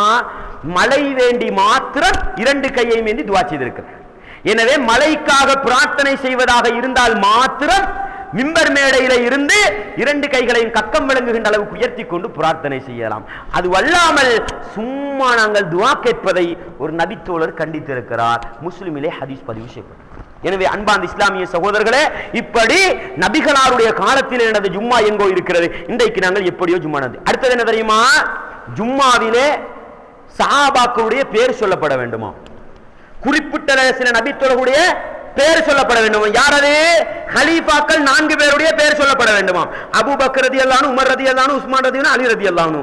இன்னும் நபிகளாருடைய குடும்பத்தை சார்ந்த சில தோழர்களுடைய பேரையும் சொல்லாவிட்டால் சிந்தனை செய்து பாருங்கள் என்ன நடக்கும். எங்களுடைய பள்ளிக்கு ஒரு இமாம் வருகிறார், அவர் சஹாபாக்களுடைய பேரை சொல்லாமல் ஜும்மாவை முடிக்கிறார். நடவடிக்கை எப்படி இருக்கும்? ஒன்றோ இதற்கு பிறகு அவருக்கு ஜும்மா கிடையாது என்று முடிவெடுத்து விடுவார்கள், அல்லது உடனடியாக வெடிப்பு கிளம்பிவிடும். நடக்குதா இல்லையா? அவருக்கு வஹாபி என்பார்கள், குழப்பக்காரன் என்பார்கள், தௌஹீத்வாதி என்பார்கள். அன்பார்ந்த இஸ்லாமிய சகோதரர்களே, நபிகளார் ஸல்லல்லாஹு அலைஹி வஸல்லம் அவர்களுடைய காலத்திலே ஜும்மா ஓதினார்கள் அல்லவா? ஒரு ஜும்மாவிலாவது கலீஃபாக்களுடைய பெயரை சொன்னார்களா? அப்படி நபிகளார் சொல்லி இருந்தால் இஸ்லாமிய வரலாற்றில் பிரச்சனை வந்திருக்கவே மாட்டாது. அலி ரலியல்லாஹு அன்ஹுக்கும் ஆயிஷா நாய்க்கும் சண்டை வந்திருக்காது. முஆவியா ரலியல்லாஹு அன்ஹு அலி சண்டை ஏன்? நபிகளார் தான் துவா கேட்டு கலீஃபா அலிதான் என்று சொல்லிவிட்டு போனாரே, ஏன் பிரச்சனை வர வேண்டும்? நபிகளார் சொல்லவில்லை, சஹாபாக்களுடைய காலத்தில் இருக்கவில்லை, தாபியங்களுடைய காலத்தில் இருக்கவில்லை. எப்படி வந்தது? வரலாற்றை தேடி பார்த்தால் உமர் இப்னு அப்துல் அசீஸ் என்று சொல்லப்படுகின்ற ஒரு ஆட்சியாளர், 2ஆம் நூற்றாண்டிலே வந்த ஒரு ஆட்சியாளர். அவர் என்ன செய்கிறார்? 1ஆம் நூற்றாண்டின் கடைசி பகுதி, 2ஆம் நூற்றாண்டின் நடுப்பகுதி, ஆரம்ப பகுதியிலே வந்த ஒரு ஆட்சியாளர். அன்றைக்கு ஷியாக்களுடைய அட்டகாசம் தலை விரித்தாடியது. அவர்கள் என்ன செய்தார்கள் தெரியுமா? இந்த கலீஃபாக்கள் அபூபக்கர், உமர், உஸ்மான் ரலியல்லாஹு இவர்களை எல்லாம் சபித்தார்கள். குறிப்பிட்ட சில நபித்தோழர்களை காபிர்கள் என்று ஏசினார்கள். எனவே இவர் ஆட்சியாளர் என்கின்ற அடிப்படையில் இவர் ஓடர் போடுகின்றார், அவர்கள் சஹாபாக்களை ஏசுகிறார்கள் என்று சொன்னால் நாங்கள் மிம்பர் மேடையிலே புகழ வேண்டும் என்றுதான் அவர் கட்டளை போட்டார். இன்னைக்கு என்ன நடக்குது? அவர் கட்டளை போட்டதுக்கு ஒரு காரணம் இருக்குது. அல்லாஹ் அவரை குற்றம் பிடிக்கலாம், மன்னிக்கலாம், அது எங்களுடைய அதிகாரம் கிடையாது. நபிகளார் ஓதவில்லை, நபிகளார் சஹாபாக்குடைய பேரை சொல்லுமாறு சொல்லவும் இல்லை, அங்கீகரிக்கவும் இல்லை. நாங்கள் எப்படி ஓதுவது? சிந்தனை செய்து பாருங்கள். மறுமையிலே அல்லாஹ் என்ன கேள்வி கேட்க போகிறான்? நபிகளாரை பின்பற்றினாயா? எனவே அன்பான் இஸ்லாமிய சகோதரர்களே, நாங்கள் நடத்துகின்ற ஜும்மாக்களை நபி வழியில் நடத்தினால்தான் ஏற்றுக்கொள்ளப்படும். என்னப்பா நாங்கள் நல்லதைத்தானே செய்கிறோம், என்ன பிரச்சனை இருக்கிறது? ஒரு பிரச்சனையும் இல்லை சகோதரர்களே. நபிகளார் செய்யாத மாதிரி செய்தால் என்ன நடக்கும் தெரியுமா? நபிகளார் சொன்னார்கள், முஸ்லிமிலே ஹதீஸ் வருகிறது, மன் அமில அமலன், ஒருவன் ஒரு அமலை செய்கிறான், அமல் இல்லாதல்ல. நபிகளார் சொன்ன வார்த்தையை பாருங்கள், மன் அமில அமலன், ஒருவன் ஒரு அமலை தான் செய்கிறான், பாவத்தை அல்ல, அமல் என்றுதான் நபிகளார் சொல்கிறார்கள். அந்த அமலுக்கு லைஸ அலைஹி அம்ருனா, எங்களுடைய வழிகாட்டுதல் இல்லாத ஒரு அமல் செய்தால் என்ன நடக்கும் தெரியுமா? ஃபஹுவ ரத்துன், ரத் என்றால் எல்லாத்துக்கும் தெரியும், தட்டப்படும், தூக்கி வீசப்படும். இதுதான் பிரச்சனை. என்னப்பா பிரச்சனை? இதுதான் பிரச்சனை. உலகத்தில் விழுந்து விழுந்து விழுந்து அமல் செய்துவிட்டு மறுமை நாளையிலே போல் பார்த்தால் ஒன்றுமே இருக்காது. என்ன? நபிகளாரை பின்பற்றி செய்யவில்லை. எனவே அன்பான் இஸ்லாமிய சகோதரர்களே, நாங்கள் எந்த மதுகபை வேண்டுமானாலும் பின்பற்றலாம், எந்த சமூகத்தை வேண்டுமானாலும் பின்பற்றலாம், எந்த பள்ளி நிர்வாகத்துக்கு வேண்டுமானாலும் கட்டுப்படலாம், அது எங்களுடைய சொந்த விருப்பம். ஆனால் மறுமையிலே வெற்றி பெற வேண்டுமா? மறுமையிலே நானும் நீங்களும் சுவனத்தை அடைந்து கொள்ள வேண்டுமா? பின்பற்றப்பட வேண்டியது 2. ஒன்று அல் குர்ஆன், 2வது நபிகளாருடைய வாழ்க்கை வழிமுறை, அது சொல் செயல் அங்கீகாரம். இந்த இரண்டும் இல்லாவிட்டால் என்ன செய்யப்படும் தெரியுமா? மன் அஹதஸ ஃபீ அம்ரினா ஹாதா மா லைஸ மின்ஹு ஃபஹுவ ரத்துன். இந்த மார்க்கத்திலே இல்லாத ஒன்றை யாராவது புதிதாக உருவாக்கினால் தூக்கி வீசப்படும் என்று நபிகளார் ஸல்லல்லாஹு அலைஹி வஸல்லம் சொன்னார்கள். முஸ்லிமிலே ஹதீஸ் பதிவு செய்யப்படுகிறது. இதுதான் இது போன்ற பித்அத்துக்களையும் அனாச்சாரங்களையும் சுட்டிக்காட்டுவதற்கு என்னை தூண்டி இருக்கிறது. எனவே அன்பார்ந்த இஸ்லாமிய சகோதரர்களே, எங்களுக்குரிய ஆசை எல்லோரும் உண்மையான முஸ்லிம்களாக வாழ வேண்டும். லா இலாஹ இல்லல்லாஹ் முஹம்மது ரசூலுல்லாஹ் என்று சொல்கிறோம். என்ன சடங்கா இது? சம்பிரதாயமா இது? இல்லை சகோதரர்களே, மிகப்பெரிய ஒரு வாழ்க்கை தத்துவத்தை அந்த கலிமா பொதிந்திருக்கிறது. என்ன வாழ்க்கை தத்துவம்? வணக்க வழிபாடுகளுக்கு சொந்தக்காரன் அல்லாஹ்வை தவிர வேறு யாரும் இல்லை. முஹம்மது என்பவர் அல்லாஹ்வுடைய தூதர் என்று சொல்கிறோம். இரண்டு அடிப்படை. வணக்க வழிபாடுகள் அல்லாஹ்வுக்கு சொந்தம் என்பது ஒன்று. இரண்டாவது, முஹம்மது என்பவர் அல்லாஹ்வுடைய தூதர் என்றால் என்ன அர்த்தம் சகோதரர்களே? அல்லாஹ்வை எப்படி வணங்க வேண்டும் என்று காட்டித் தருகின்ற அதிகாரம் அல்லாஹ்வுடைய தூதர் முஹம்மதுக்கு இருக்கிறது என்று நம்ப வேண்டும். இன்னைக்கு நாங்கள் அப்படி நம்பி இருக்கிறோமா? இல்லை. முஸ்லிம்கள் எல்லோரும் ஒன்றை செய்தால் அதுவும் மார்க்கம், ஊர்வலமை என்றால் அதுவும் மார்க்கம், உம்மா அப்பாவுக்கு விருப்பம் என்றால் அதுவும் மார்க்கம். இதுதான் முஹம்மது ரசூலுல்லாஹ்வுக்கு அர்த்தம். சிந்தனை செய்து பாருங்கள். எனவே அன்பார்ந்த இஸ்லாமிய சகோதரர்களே, வணக்க வழிபாடுகள் அல்லாஹ்வுக்கு சொந்தம் என்றால் அந்த வணக்க வழிபாடுகளை காட்டித் தருபவர் அல்லாஹ்வுடைய தூதராக இருக்க வேண்டும். எனவே நாங்கள் வாரத்துக்கு ஒரு விடுத்தம் செய்கின்ற ஜும்மா, வாரத்துக்கு ஒரு விடுத்தம் செய்கின்ற ஜும்மா எப்படி நபிகளார் சொன்னார்கள்? யாராவது ஒருவன் மூன்று ஜும்மாக்களை வேண்டுமென்று விடுகிறான், நபிகளார் சொன்னார்கள் லயன்தஹியன் அக்வாமுன் அன் பதஇஹுல் ஜும்ஆத், ஜும்மாவை விடுபவர்கள் தவிர்த்துக் கொள்ளட்டும். அவுல யஹ்திமன் அல்லாஹு அலா குலூபிஹிம், அப்படி இல்லை என்றால் ஜும்மாவை பால்படுத்தினால் அவர்களுடைய உள்ளங்களுக்கு முத்திரை குத்தப்படும் என்று நபிகளார் சொன்னார்கள். பிறகு அவர்கள் அல்லாஹ்வை மறந்த கூட்டத்தில் ஆகிவிடுவார்கள். நபிகளார் சொன்ன செய்தியை முஸ்லிமிலே பார்க்கிறோம். எனவே ஜும்மா பாலாகுகிறது என்று சொன்னால், ஜும்மா வீணாகுகிறது என்று சொன்னால் உள்ளங்களுக்கு முத்திரை குத்தப்படும். இன்றைக்கு நாங்கள் பார்க்கிறோம், வாரம் ஜும்மாவுக்கு வருகின்ற சமூகம் மார்க்கத்தை கேட்டுவிட்டா போகிறார்கள். எத்தனை பேர் வாழ்க்கையிலே மாற்றத்தை ஏற்படுத்தினார்கள்? நாங்கள் பண்ணுகின்ற ஜும்மாக்கள் பயனுள்ளதாக இருக்கிறதா? எதுவுமே ஏறாது. ஜும்மா முடிந்து விட்டு போகிற ஒரு சகோதரனை பிடித்து கேளுங்கள், எப்படி அப்பா பயான் இருந்தது? நன்றாக இருந்தது என்று சொல்வார்.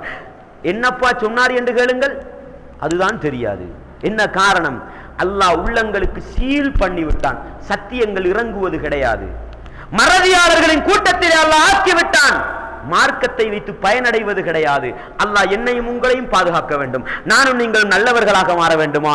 நபிகளார் நடத்தியது போன்று ஜும்மாக்களை நடத்துவோம், நபிகளார் செய்தது போன்று ஜும்மாக்களை செய்வோம். அன்பார்ந்த இஸ்லாமிய சகோதரர்களே, அடுத்ததாக ஒரு கோரிக்கையை வைத்துக் கொள்ளுகின்றேன். நாங்கள் இந்த இடத்திலே எதையெல்லாம் நபிகளார் செய்யவில்லை என்று சொன்னோமோ, எதையெல்லாம் ஷாஃபி மதுஹபுக்கு சம்பந்தமில்லை என்று சொன்னோமோ, எதுவெல்லாம் குர்ஆன் ஹதீஸுக்கு உட்பட்டது என்று சொன்னோமோ, அதை நாங்கள் எந்த இடத்திலும் பேச தயார், யாரோடும் கலந்துரையாடல் செய்ய தயார். நாங்கள் சத்தியத்துக்கு பயந்தோடுபவர்களும் அல்ல, அசத்தியத்தில் போய் அமர்ந்து கொண்டு கூத்தாடுபவர்களும் அல்ல. நாங்கள் சத்தியம் என்றால் கட்டிப்பிடித்துக் கொள்வோம், அசத்தியம் என்றால் தூக்கி வீசுவோம். யாரிடத்திலாவது நாங்கள் சொன்னதற்கு நேர்மாறமான ஆதாரம் இருந்தால் காட்ட முடியும், சரண்டர் ஆகிவிடுவோம். இதுதான் இறை விசுவாசிகளுக்குள்ள பண்பு. மா கான லி முஃமினின் வலா முஃமினத்தின் இதா கலல்லாஹு வ ரசூலுஹு அம்ரன் அன் யகூன லஹுல் ஹியரா. அல்லாஹ்வும் அல்லாஹ்வுடைய தூதரும் ஒரு முடிவை கொடுத்து விட்டால் இறை விசுவாசியான ஆண்களும் இறை விசுவாசியான பெண்களும் அதை மீறி போகக்கூடாது, இரண்டாவது கருத்து சொல்லக்கூடாது. எனவே குர்ஆன் ஹதீஸிலே வருகிறதா, தலை மீது வைத்து மதிக்க நாங்கள் தயார். குர்ஆன் ஹதீஸிலே இல்லையா, சொந்த கருத்துக்களா, ஊர்வலமையா, ஒரு பக்கத்திலே போட்டுவிட்டு நாங்கள் சுவனத்தை நோக்கி போக தயார். எனவே அன்பார்ந்த இஸ்லாமிய சகோதரரே, நன்றாக பதிவு செய்து கொள்ளுங்கள். நீங்கள் எல்லா சகோதரர்களுக்கும் எத்தி வையுங்கள். ஏன் தெரியுமா?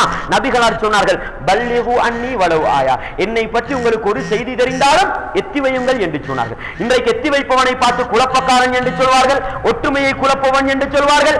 அல்லாஹ் போதுமானவன். நபிகளார் சொன்னது, என்னை பற்றி உனக்கு ஒரு செய்தி தெரிந்தால் எத்தி வை என்று சொன்னார். எல்லோருக்கும் சொல்லுங்கள் சகோதரர்களே. எங்களுக்குரிய ஆசை என்ன தெரியுமா? இந்த மிம்பர் மேடை கிடைக்க வேண்டும் என்பதல்ல. எங்களுக்குரிய ஆசை இந்த பள்ளியில் ஒரு நிர்வாகித்த அங்கத்தவராக மாற வேண்டும் என்பதல்ல, இந்த பள்ளி தலைவராக மாற வேண்டும் என்பதல்ல. எங்களுக்குள் ஒரே ஆசை, இந்த பள்ளியாக இருக்கட்டும், இங்க இருக்கின்ற ஜமாத்துகளாக இருக்கட்டும். எங்களுக்குரிய ஒரே ஆசை என்ன தெரியுமா? எல்லா ஜமாத்துகளும் குர்ஆன் ஹதீஸை பின்பற்றி போக வேண்டும், அவ்வளவுதான். எனவே அன்பார்ந்த இஸ்லாமிய சகோதரர்களே, இந்த ஆசையில்தான் ஒளிபெருக்கியின் ஊடாக இந்த சொற்பொழிவை செய்ய வேண்டும் என்று ஆசைப்பட்டோம். நன்றாக பதிவு செய்து கொள்ளுங்கள். ஒளிபெருக்கியினூடாக இந்த சொற்பொழிவை செய்ய வேண்டும் என்று ஆசைப்பட்டோம். எதற்காக தெரியுமா? ஊர் மக்களும் பள்ளி நிர்வாகிகளும் அல்லாஹ்வுடைய மார்க்கத்துக்குள் வர வேண்டும். ஆனால் அனுமதி கிடைக்கவில்லை. மறுமை நாளே நிச்சயம் அல்லாஹ் இந்த தடை சட்டத்துக்கு எதிராக கேள்வி கேட்பான் என்பதை மறந்துவிடக் கூடாது. இந்த தடை சட்டத்துக்கு எதிராக நிச்சயம் மறுமை நாளையிலே அல்லாஹ் கேள்வி கேட்பான். ஏன்? சத்தியம் மக்களுக்கு செல்ல விடாமல் தடுக்கப்பட்டது. நிச்சயம் அல்லாஹ் மறுமை நாளையிலே விசாரிப்பான். அன்றைக்கு நாங்கள் பார்த்துக்கொள். தௌபா செய்து மீண்டவர்களுக்கு மன்னிப்பு இருக்கிறது. எனவே அன்பான் இஸ்லாமிய சகோதரர்களே, எதையெல்லாம் நான் இந்த இடத்திலிருந்து சொன்னேனோ அதில் குர்ஆன் ஹதீஸுக்கு நேர்பட்டதை கொண்டு வாழ்க்கையிலே மாற்றத்தை ஏற்படுத்துபவர்களாகவும், குர்ஆன் ஹதீஸுக்கு அப்பாற்பட்டதை விட்டுவிட்டு உண்மையான முஸ்லிம்களாக வாழ்ந்து லா இலாஹ இல்லல்லாஹ் முஹம்மதுர் ரசூலுல்லாஹ் என்ற கலிமாவின் அடிப்படையில் அல்லாஹ்வுடைய கட்டளை அல் குர்ஆன், நபிகளார் ஸல்லல்லாஹு அலைஹி வஸல்லம் வாழ்க்கை வழிமுறை அஸ்-சுன்னா எங்களுடைய அடிப்படை என்பதை உள்ளத்தினால் உறுதி கொண்டு நாவினால் மொழிந்து வாழ்க்கையிலே அமுல்படுத்துகின்ற உண்மை முஸ்லிம்களாக வாழ்ந்து உண்மை முஸ்லிம்களாக மரணிக்க முயற்சி செய்வோம். எனக்கும் உங்களுக்கும் எல்லா ஈமானிய உறவுகளுக்கும் அந்த பாக்கியத்தை வல்லவன் ரஹ்மான் தந்தருள வேண்டும். வாஹிர் தஅவானா அனில் ஹம்துலில்லாஹி ரப்பில் ஆலமீன். சலாம்.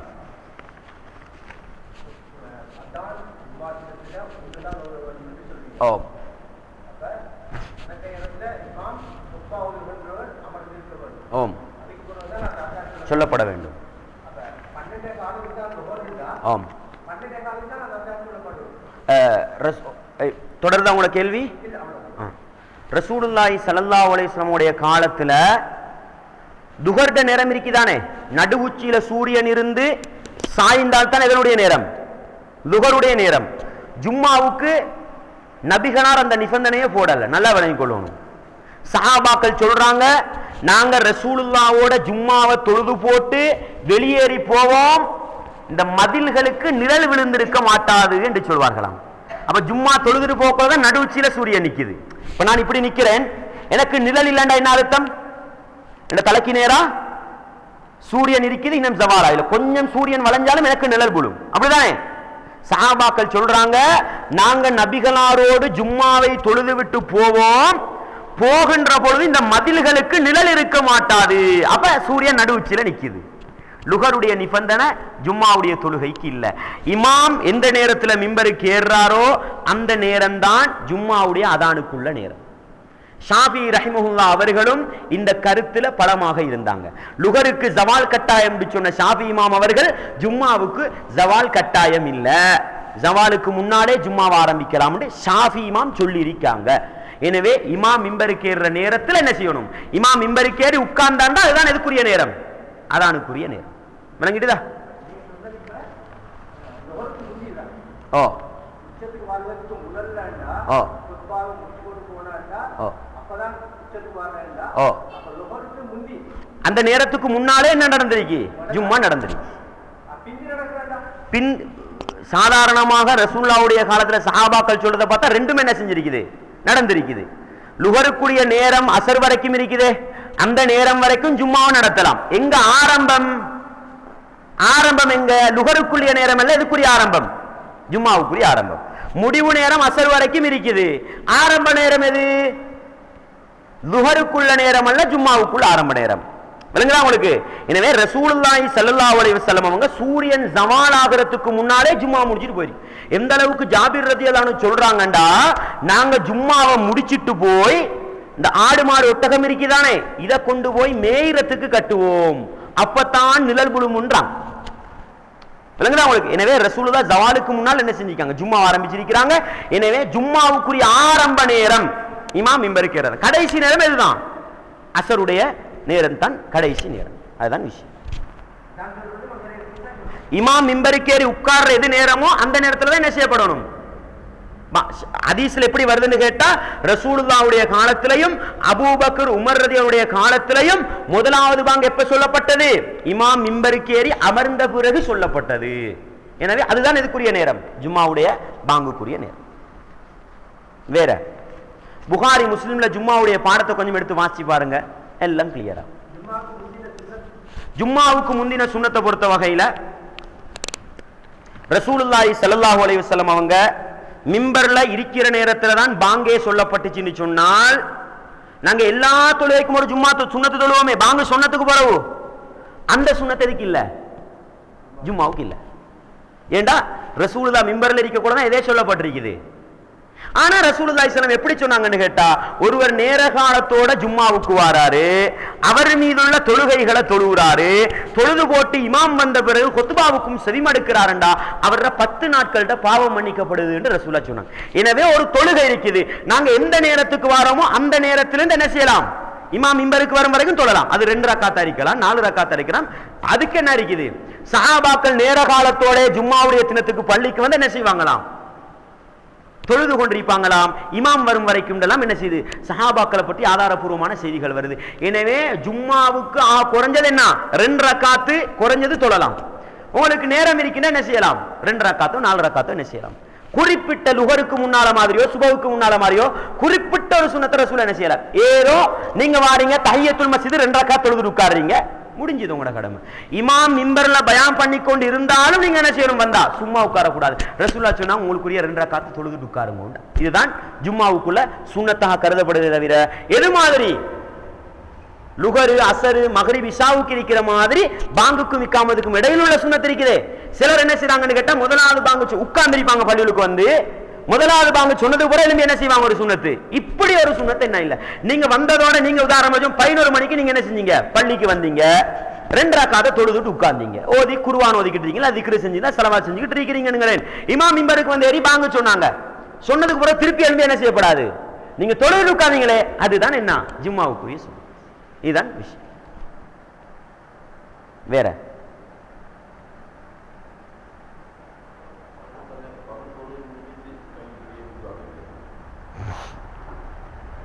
ஃபர்து தொழுகைக்கு பின்னால 2 கைகளையும் ஏந்தி துவா கேட்கிறது. இன்னைக்கு சாதாரணமாக என்ன நடக்குது, எல்லா பள்ளிகளையும் நடக்குது.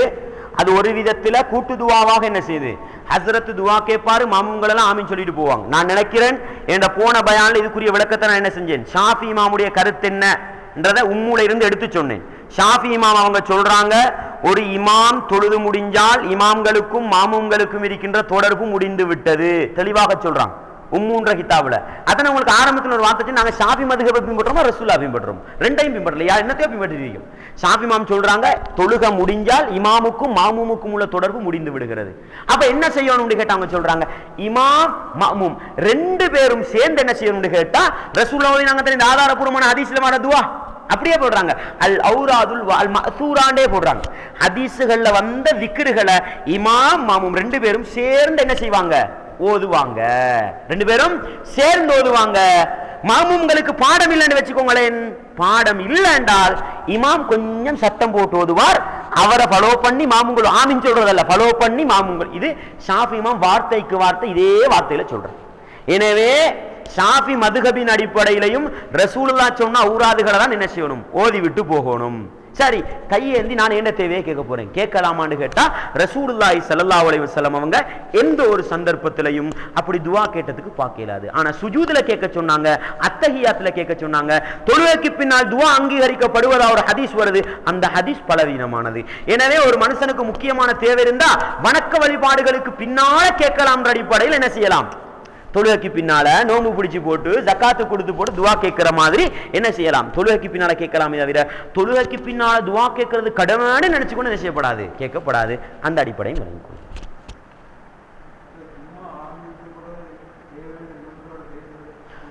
ஜும்மா ஆரம்பிச்ச பிறகு தேவை ஒன்று வருது, இன்னொருத்தரோட பேசுறது. ரசூலுல்லாஹ் சொன்னாங்க, இமாம் மிம்பர்ல பேசிக்கொண்டிருக்கிற நேரத்துல நீங்க உங்களோட பக்கத்தில் உள்ள சகோதரனை பார்த்து வாய் மூடு சொன்னாலும் என்ன செஞ்சிடும், உங்களோட கொத்துவா பாலாவிடு சொன்னாங்க. எந்த அளவுக்கு, பக்கத்தில் உள்ள சகோதரனை பார்த்து ஜும்மா பால்ண்டாங்க ரசூலுல்லாஹ். எனவே தேவைக்கெல்லாம் என்ன, அடுத்தவங்களோட கதைக்கிறதுக்கெல்லாம் மேலாது. மைக் அப்செட்டா, கரண்ட் போயிட்டுதான், இமாம் தான் என்ன செய்யணும், ஓர்டர் போடணும். இமாம் யாருக்கு ஓர்டர் போடுறோம், இமாமுக்கும் மாமுமுக்கும் பேசலாம், யாருக்கு பேசலாது, மாமுங்களுக்கு இடையில பேசலாம். மாமூமுக்கு பேசலுமா இல்லைன்னு கேட்டா ஒரு நபி தோழர் சொல்றாரு, இன்றைக்கு ஜும்மாவை எப்படி நினைச்சு கொண்டிருக்கிறாங்கன்னு பாருங்க. ரசூலுல்லாஹ் என்ன செய்யறாங்க, ஒரு நாள் மிம்பர்ல இருந்து குத்பா பண்ணிக்கிட்டு இருக்கிறாங்க. ஒரு நபி தோழர் ஓடோடி வாராரு, அல்லாஹ்வின் தூதரே உங்களுக்கு அல்லாஹ் படிச்சு தந்ததில் எனக்கு சொல்லித்தாங்களே என்று கேட்கிறாங்க. ரசூல் என்ன தெரியுமா செஞ்சாங்க, குத்பா அப்படியே நிப்பாட்டி போட்டு மிம்பர்ல இருந்து கீழறங்கி வந்து அவர் உட்கார வச்சு மார்க்கத்தை படிச்சு கொடுக்குறாங்க. மார்க்கத்தை எல்லாம் படிச்சு கொடுத்து தேவையான சப்ஜெக்ட் எல்லாம் படிச்சு கொடுத்து போட்டு திருப்பி மிம்பருக்கு ஏறி என்ன செய்யறாங்க, ஜும்மாவை முடிக்கிறாங்க. இன்றைக்கு மிம்பருக்கு ஏறின இமாமுக்கு முடியும் வரைக்கும் இறங்கலாமா? சிந்தனை செஞ்சு பாருங்க. ரசூலுல்லாஹ் மிம்பருக்கு மேல இருந்து இப்படித்தான் தொழணும்னு தொழுது காட்டுறாங்க. சுஜூது செய்ய தேவைப்பட்டா மிம்பர்ல இருந்து கீழறங்கி சுஜூது செஞ்சு போட்டு திருப்பி ஏறுவாங்க. உமர் ரலியல்லாஹு அன்ஹு ஒரு நாள் மிம்பருக்கு மேல சூரத்து நமுல் ஓதுறாங்க, சஜதா வருது, மிம்பர்ல இருந்து கீழறங்கி சஜதா செஞ்சு போட்டு திருப்பி ஏறியும். இன்னைக்கு மிம்பர்ல ஏறின இறங்கலுமா? ஹஜ்ரத்துக்கு பேசலுமா? மாமூங்களோடு பேசக்கூடாது. மாமூங்களுக்கு தேவை இருக்குன்னா என்ன செய்யலாம், இமாமுக்கு சொல்லலாம். இமாமுக்கு ஏதாவது தேவை இருந்தா மாமூங்களுக்கு என்ன செய்யலாம், இதுக்கு ஆதாரம் இருக்கு. அவங்க பேசினா ஜும்மா பாலாகுது. வேற ஹைரன் கடைசியா சொல்லிக் கொள்றேன் திருப்பி ஒரு தடவை, நாங்க சொன்ன இந்த தகவல்கள் குர்ஆன் ஹதீஸ்ல வரக்கூடிய தகவல்கள், குர்ஆன் ஹதீஸுக்கு முரணான தகவல்கள் ரெண்டையும் சொல்லிருக்கோம். நீங்க பயப்படாம உங்களோட நிர்வாகத்துக்கு சொல்லலாம். நீங்க தௌஹீதா மாற வேண்டிய அவசியம் கிடையாது, வஹாபிகளா மாற வேண்டிய அவசியம் கிடையாது. ரசூலுல்லாஹ்வை பின்பற்றி உங்களோட ஜும்மாக்களை வச்சுக்கொள்ளலாம். யாருக்கும் என்ன செய்ய தேவையில்லை, பயப்பட வேண்டிய அவசியம் கிடையாது. சமூக மக்கள் இருக்காங்க தானே, பொதுமக்கள் தங்கமானவங்க, அவங்களுக்கு எதை சொன்னாலும் கேட்க ரெடியா இருக்காங்க. அழகா இதுதான் நபிகளார ஜும்மான்னு விளங்கப்படுத்தி போட்டு இப்படி செய்வோமேண்டா குழப்பக்காரர்களை தவிர மத்தெல்லாம் என்ன செய்வாங்க, சரண்டர் ஆகும். நீங்க செஞ்சு பாருங்க, உங்களோட நிர்வாகத்துக்கு செய்ய சொல்லுங்க. மக்கள் குர்ஆன் ஹதீஸுக்கு கட்டுப்படுறாங்களா இல்லையான்னு பாருங்க. தௌஹீத்வாதிகள் அல்ல, வஹாபிகள் அல்ல, நீங்க செஞ்சு பாருங்க. உங்களோட உலமாக்களை வச்சு செஞ்சு பாருங்க, சமூகம் கட்டுப்படுதா இல்லையான்னு பாருங்க. யாராவது குழப்புற 2 பேர் இருந்தா குழப்பிடுவானே தவிர மற்றவங்க எல்லாம் என்ன செய்வாங்க, குர்ஆன் ஹதீஸ்னா கட்டுப்படுவோமே எல்லோரும் சொல்லுவாங்க. ஏழுண்டா அல்லாஹ் பயந்து இங்க நிர்வாகிகள் இருக்காங்களோ தெரியாது, அல்லாஹ் அந்த நிர்வாகிகளுக்கு இந்த தகவல் எத்தி வைக்கட்டும். எங்களுக்குள்ள ஆசை இந்த பள்ளி தௌஹீத்வாதிகளுக்கு கிடைக்கணும்ன்றதல்ல, செய்யறவங்க செய்யுங்கப்பா, செய்யற ஜமாத்து செய்யுங்க, குர்ஆன் ஹதீஸின் அடிப்படையில் செய்யுங்க. எங்களோட மனசுக்கு நிம்மதியா நபிகளார பின்பற்றி ஒரு ஜும்மாவை தொழுதுட்டு போற அளவுக்கு என்ன செய்யுங்க, இதுதான் எங்களுக்குள்ள. யாரு செஞ்சாலும் பரவாயில்ல. வல்லவன் ரஹ்மான் என்னையும் உங்களையும் சத்தியத்தில் நிலைந்திருந்து அதே சத்தியத்தில் மரணித்து போகக்கூடிய பாக்கியத்தை தர வேண்டும். வஆகிரு தஅவானா அல்ஹம்துலில்லாஹி ரப்பில் ஆலமீன். சுப்ஹானக்கல்லாஹும்ம வ பிஹம்திக